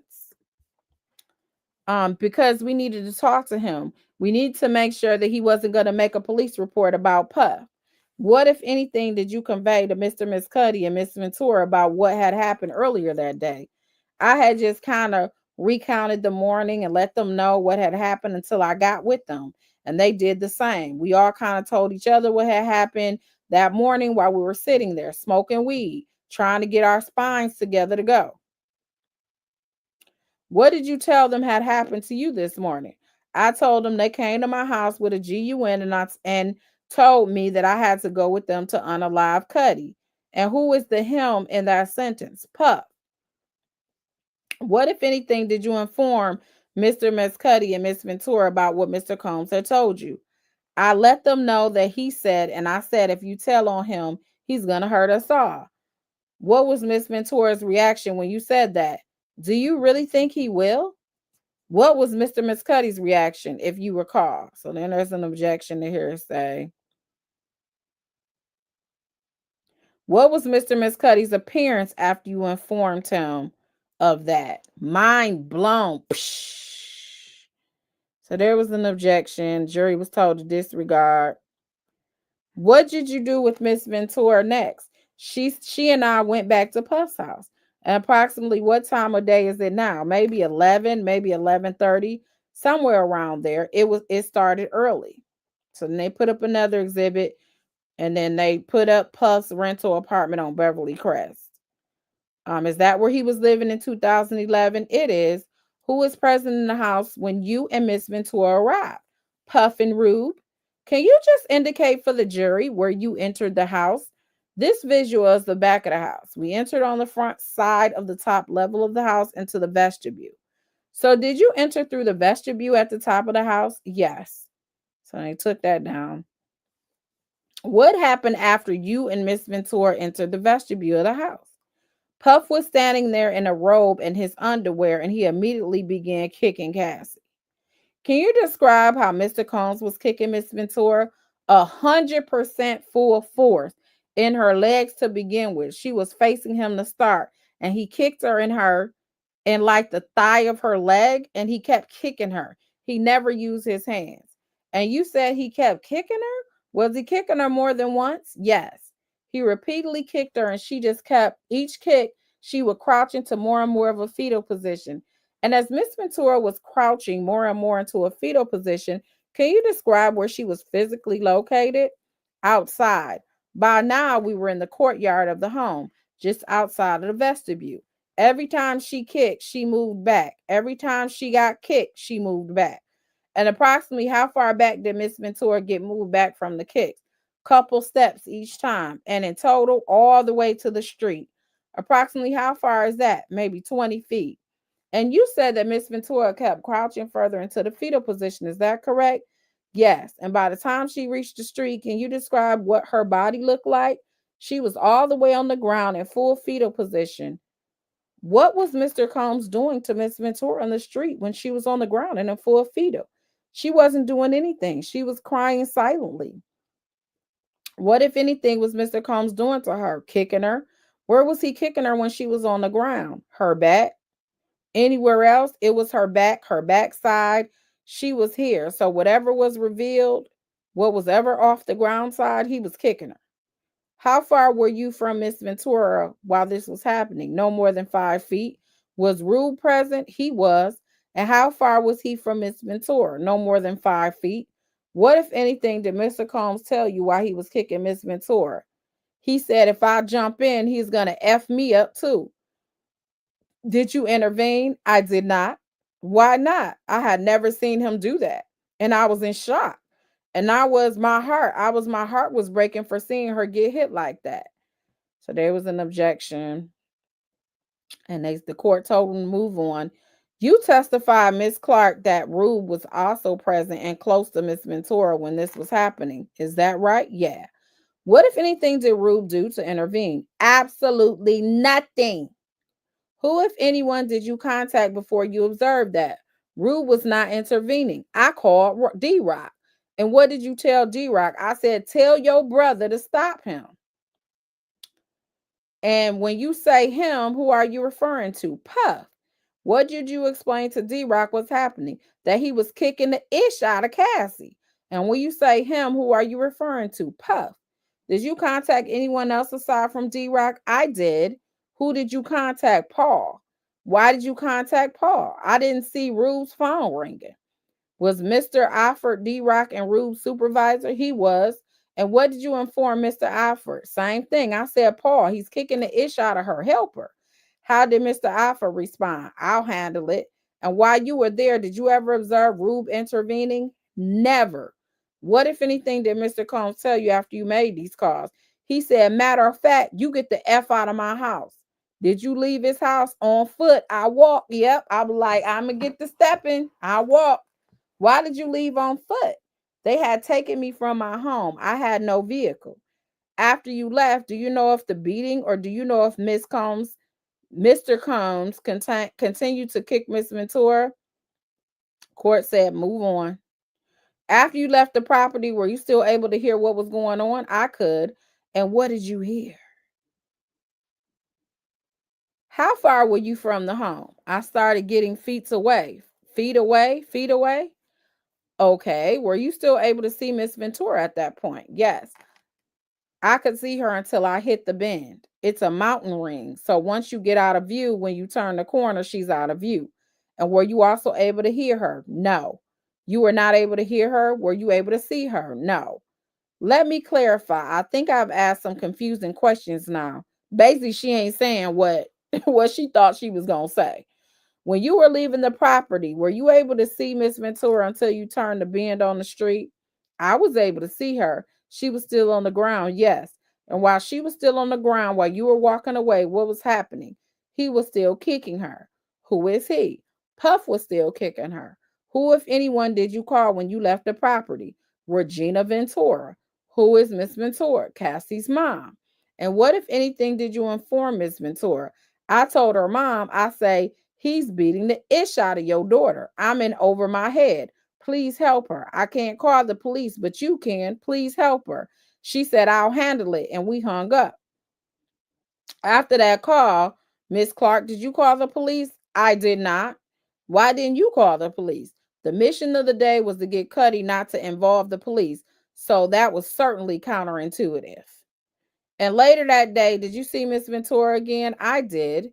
And where did you see her at that time? I went to the Ciparini Hotel to check on her. Is that the room where she had been staying with Mr. Combs the night before? Yes. That's near your own apartment at the time? Yes. Did you enter the room where she had been staying with Mr. Combs? Yes. Can you describe what the room looked like? Things were thrown around everywhere. All her belongings were scattered. Her purses were toppled over. There was no broken furniture, but the room was a complete disarray. They bring up a whole nother exhibit. Miss Clark, is this an email that was sent to your work email? Looks like. And so then they have her actual email. Yes, it's sent from Veronica Bang. Who is that? Cassie. And it's sent on December 23rd, 2011. Was that the day after this incident? Yes. Can you please read the message? Threats. The threats that have been made towards me by Sean Puffy Combs are that he is going to release 2 explicit X tapes of me, one on Christmas Day, maybe before or right after, and another one sometime soon after that. He has also said that he will be having someone hurt me and Scott Miscuddy physically. He made a point that it wouldn't be by his hand. He actually said he'd be out of the country when it happened. Miss Clark, do you recall if you responded to this email? I don't. You can take that down. Following the incident in December 2011 that you just described, did law enforcement ever contact you about Mr. and Miss Cuddy? They did. Who contacted you? The arson investigators. And approximately when did they contact you? Summer of 2012. And what, if anything, did the arson investigator request of you at that time? He wanted me to make a statement. A statement about what? About what happened. Cuddy had provided my name to them. And when you say what had happened, are you referring to what had happened in December 2011? Yes. Did you provide a statement to the arson investigator? I did not. Why not? Just like the police, I hung up the phone. Can you explain why you hung up the phone? I wanted this whole thing to be over, and that was just going to make it worse. Prior to receiving the phone calls from the arson investigator, did you know any detail about what had happened to Mr. and Miss Cuddy's involving arson? No. Did you ever discuss an arson related to Mr. and Miss Cuddy with Mr. Combs? Never. Following the incident in December 2011, what, if any, questions did Mr. Combs ask you about Miss Ventura's relationship with Mr. and Miss Cuddy? He just asked the same thing. When did I know about it? Why didn't I tell him? And what was his demeanor when he was asking you this? Very angry. Did he tell you anything else? He was very upset and he said, I should unalive you witches and I should cut her face. How frequently after this incident in December 2011 was Mr. Combs making threats to you? Often. Approximately how many times? I'd say once we got to December 2011 and to that summer, I would say 50. Who was present when Mr. Combs was asking these questions and making these threats? D-Rock and Cassie. And what was D-Rock doing during these discussions? Questioning us. And what, if anything, did he do when Mr. Combs made these threats? He just doubled down on whatever Puff was saying in the moment. What, if anything, did Mr. Combs instruct you with respect to Miss Ventura after December 2011? That we weren't to really be friends anymore. I could just see her for work. Did your relationship with Miss Ventura change after that time? It did. It did. Following what occurred in December 2011, who, if anyone, at Bad Boy did you report the incident to? Love Welchel, the head of HR, and Harv Pierre. Put up a picture of Harv Pierre. They asked who he is. He's the president of Bad Boy. For those that don't know, then they took it down. Miss Clark, approximately when did you speak to Mr. Pierre about what happened in December 2011? In March in Miami. March of 2012? Yes, 2012. And what specifically did you inform Mr. Pierre at that time? I told him that Puff kidnapped me with the GUN and came to take me to unalive Kid Cudi, and he beat up Cassie all in one day. And how did Mr. Pierre respond when you told him that? He was like, that's crazy. He was like, but it's going to be okay. Did Mr. Pierre ever mention calling the police? No. Following this incident, what, if any, disciplinary action was taken against you at work? I was put on 30-day notice. Approximately when, if you recall? I don't. Did there come a time in August of 2012 that you were terminated from your position? I was. Was that a few months after your conversation with Mr. Pierre? Yes. And what, if any, misconduct were you accused of at that time? I was accused of not properly putting in for the vacation that I was on. Had you sought authorization for your vacation? I did. From who? Harv Pierre. During your years of employment for Mr. Combs, had you previously taken a vacation? Never. Why not? Didn't have enough money, or it really wasn't feasible. But as a global brand director, I had more bandwidth to be free. Were you still in contact with employees from HR while you were on vacation? Yes. And what, if anything, did you, and who specifically, love Welchel? And what did you tell Mr. Welchel when you were on vacation? They started sending me work to do when I was on vacation for Cassie. And I said to Love, I said, they're harassing me. And I explained he's mad at me because I didn't tell him his girlfriend was cheating on him. What happened next? I was called to the office and I was terminated. Who called you to the office? Love Welchel. What, if any, benefits did you lose when you were terminated? All of them. What does that include? Health, 401k, whatever benefits I had at the time. Was your house paid for by the company? Yes. Did you lose that funding? Yes. How about your car? Lost the car. Following your termination, did you have any additional discussions with Mr. Combs? I did. And what do you recall him saying in those discussions? That I would never work again, that he would show me that all these people weren't my friends, that he would make me unalive myself. Following your termination, did you seek other employment? I did. Did you receive job offers? I got a job, yes. Did that job fall through? It did. Were you ultimately able to obtain and keep employment? No. Following your termination, did you reach out to Mr. Combs' attorneys? Yes. And did you reach a settlement with Mr. Combs? I did. If you recall, approximately when was that? That was in like October of 2012.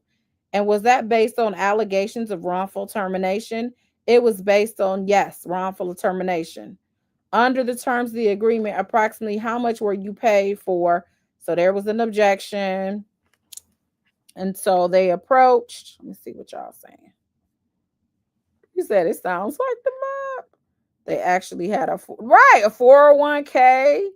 They have freaking health insurance. Aaron Pierre, that's was, you know what?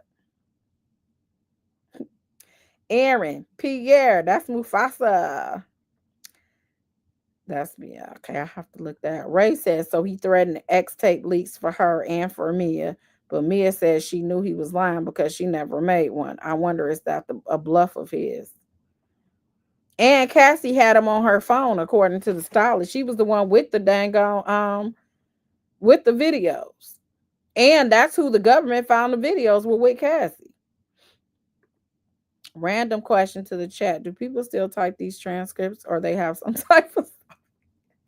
There's always, well, there's been for a while, they've been different types of ways to transcribe. So sometimes you'll go in court and you see the transcriber with something up to their mouth like this. And they repeat it and they talk and then it'll come across like that. So yeah, some people that do that. You still have those that do the shorthand. You have some that hit the recorder and they're recording it, and then at the same time they're also typing as well. So yeah, there are different ways now. They upgraded a little bit. This girl went back and took that beating to save them, and she sat there and let them. And Max said in dress shoes. That's nasty work. No, I don't know about a police. We ain't heard of nobody with a. So when 911 was called by Cuddy, the fire department claims they saw a SUV. They memorized the plate number and they actually ran it, and it came back to Bad Boys, and then they left. This is according to that. So this whole chase thing hasn't really been corroborated because he didn't say that either. And then, yeah, so they kind of seen the car, I guess, when they were pulling up, like the fire investigator. But no, there was no, according to Cuddy, he didn't say anything about a chase. Puff is gangster. There is no amount of money in the world that would allow me to stay in that environment. But I guess when you're in it, you don't realize how bad it really is.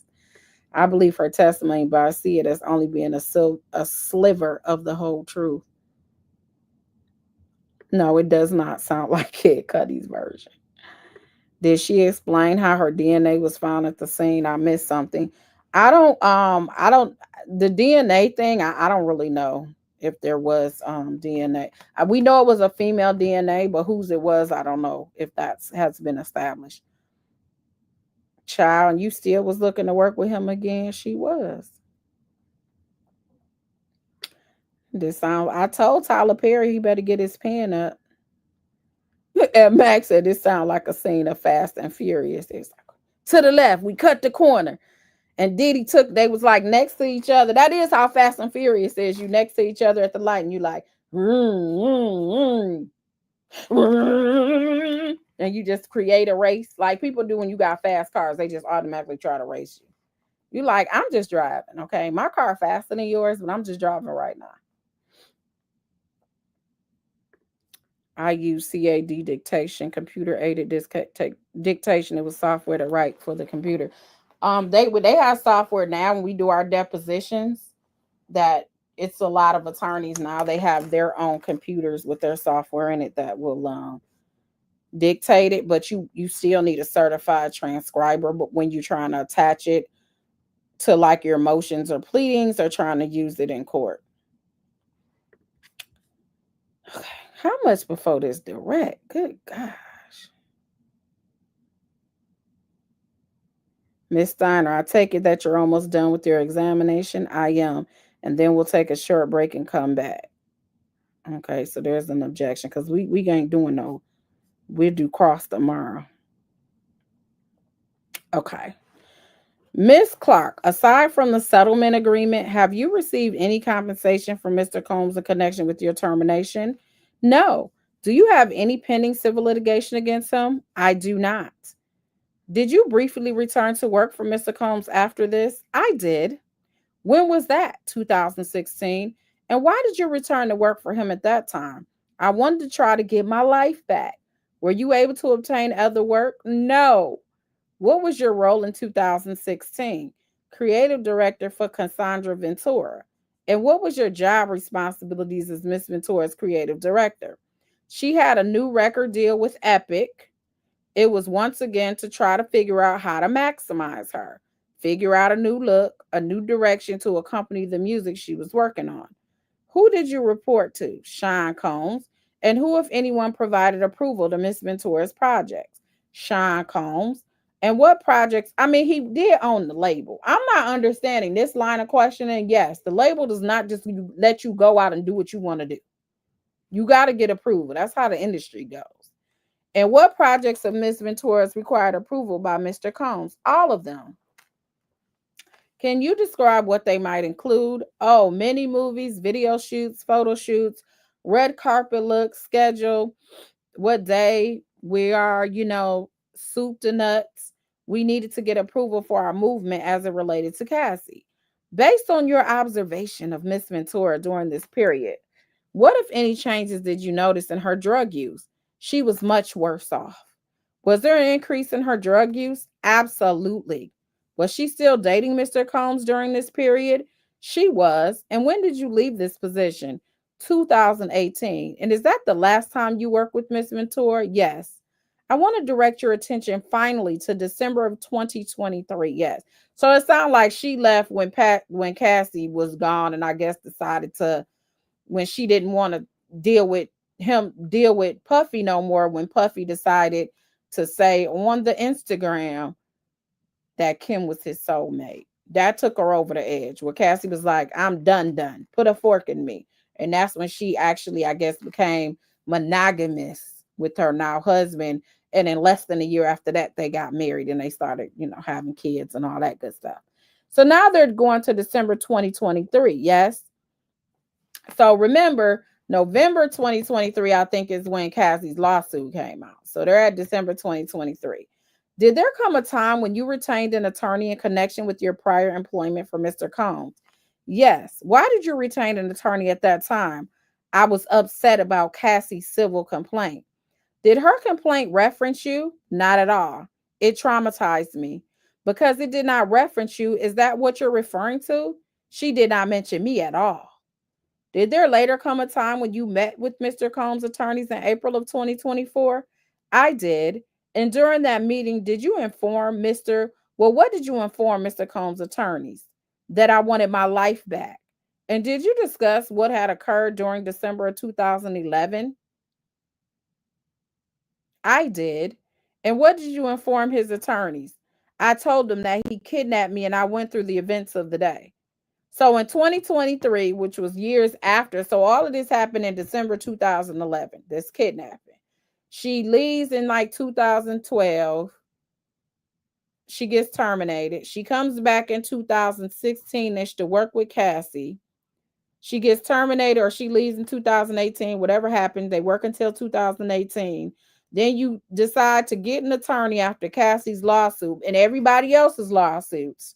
And then you say, I was traumatized from 2011, over 10 years ago, even though I started back working for him in between this time.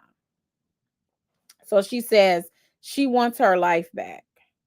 So there's an objection to hearsay. Miss Clark, were there any discussions about you working in some capacity again for Mr. Combs' companies? There was. And just generally, what was being discussed?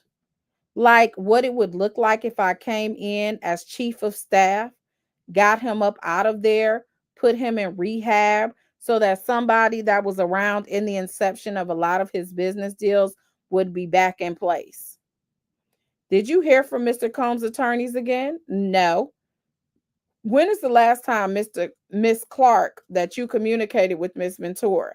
2018. And when's the last time you communicated with Mr. Mescuddy? 2012.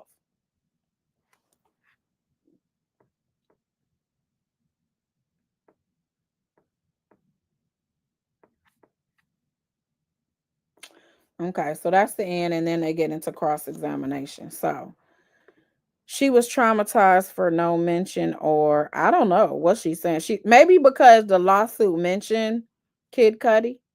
So maybe she's saying that's what she was traumatized. And so she said, if Cassie is throwing this event in here and she's trying to get her a couple of dollars, then maybe I need to get an attorney, tell them about how I was traumatized, and I need to get why the getting is good. And I'm going to give me a couple of dollars too. That's what it's giving. Please do. That was the police that saw a Plus SUV fire. Was not that same day. Okay, child, Dominique. Pam, I feel like I am in the crowd. I saw the Mia girl. She's everywhere. Tasha K plastered her on her show. So if y'all ain't,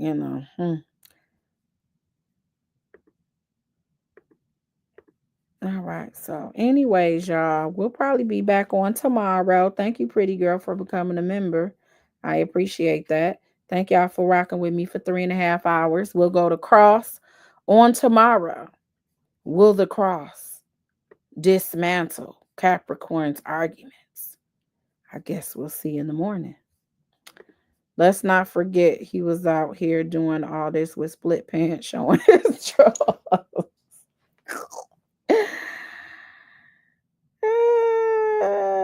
Thank you, Tanika, for coming over here. I appreciate it. It's given I didn't see my name in the credits.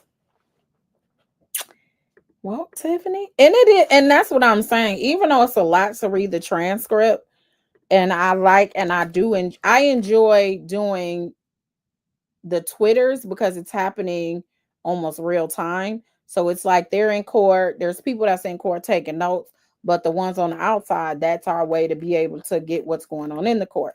However, as you see, when you look at the transcripts, there's way more information than what we get in the Twitter, because obviously he's just bringing it out as much as he could. And sometimes it's like 5 minutes between tweets. And we like, dang, it's taking so long. But there was a lot more meat in it in between with a lot of this stuff, which, I think it answers some of the questions. We were kind of inferring and insinuating what was being said, but I think this gives us more of a picture. So, but you all have a good night. I'll be back, Lord willing, tomorrow so that we can go over cross-examination. It'll probably be around 7:15, around the same time, because I have to go to the house of the Lord on tomorrow. Okay. So I'll talk to you guys later. I hope you guys enjoy the rest of your night, and I'll holler at you tomorrow.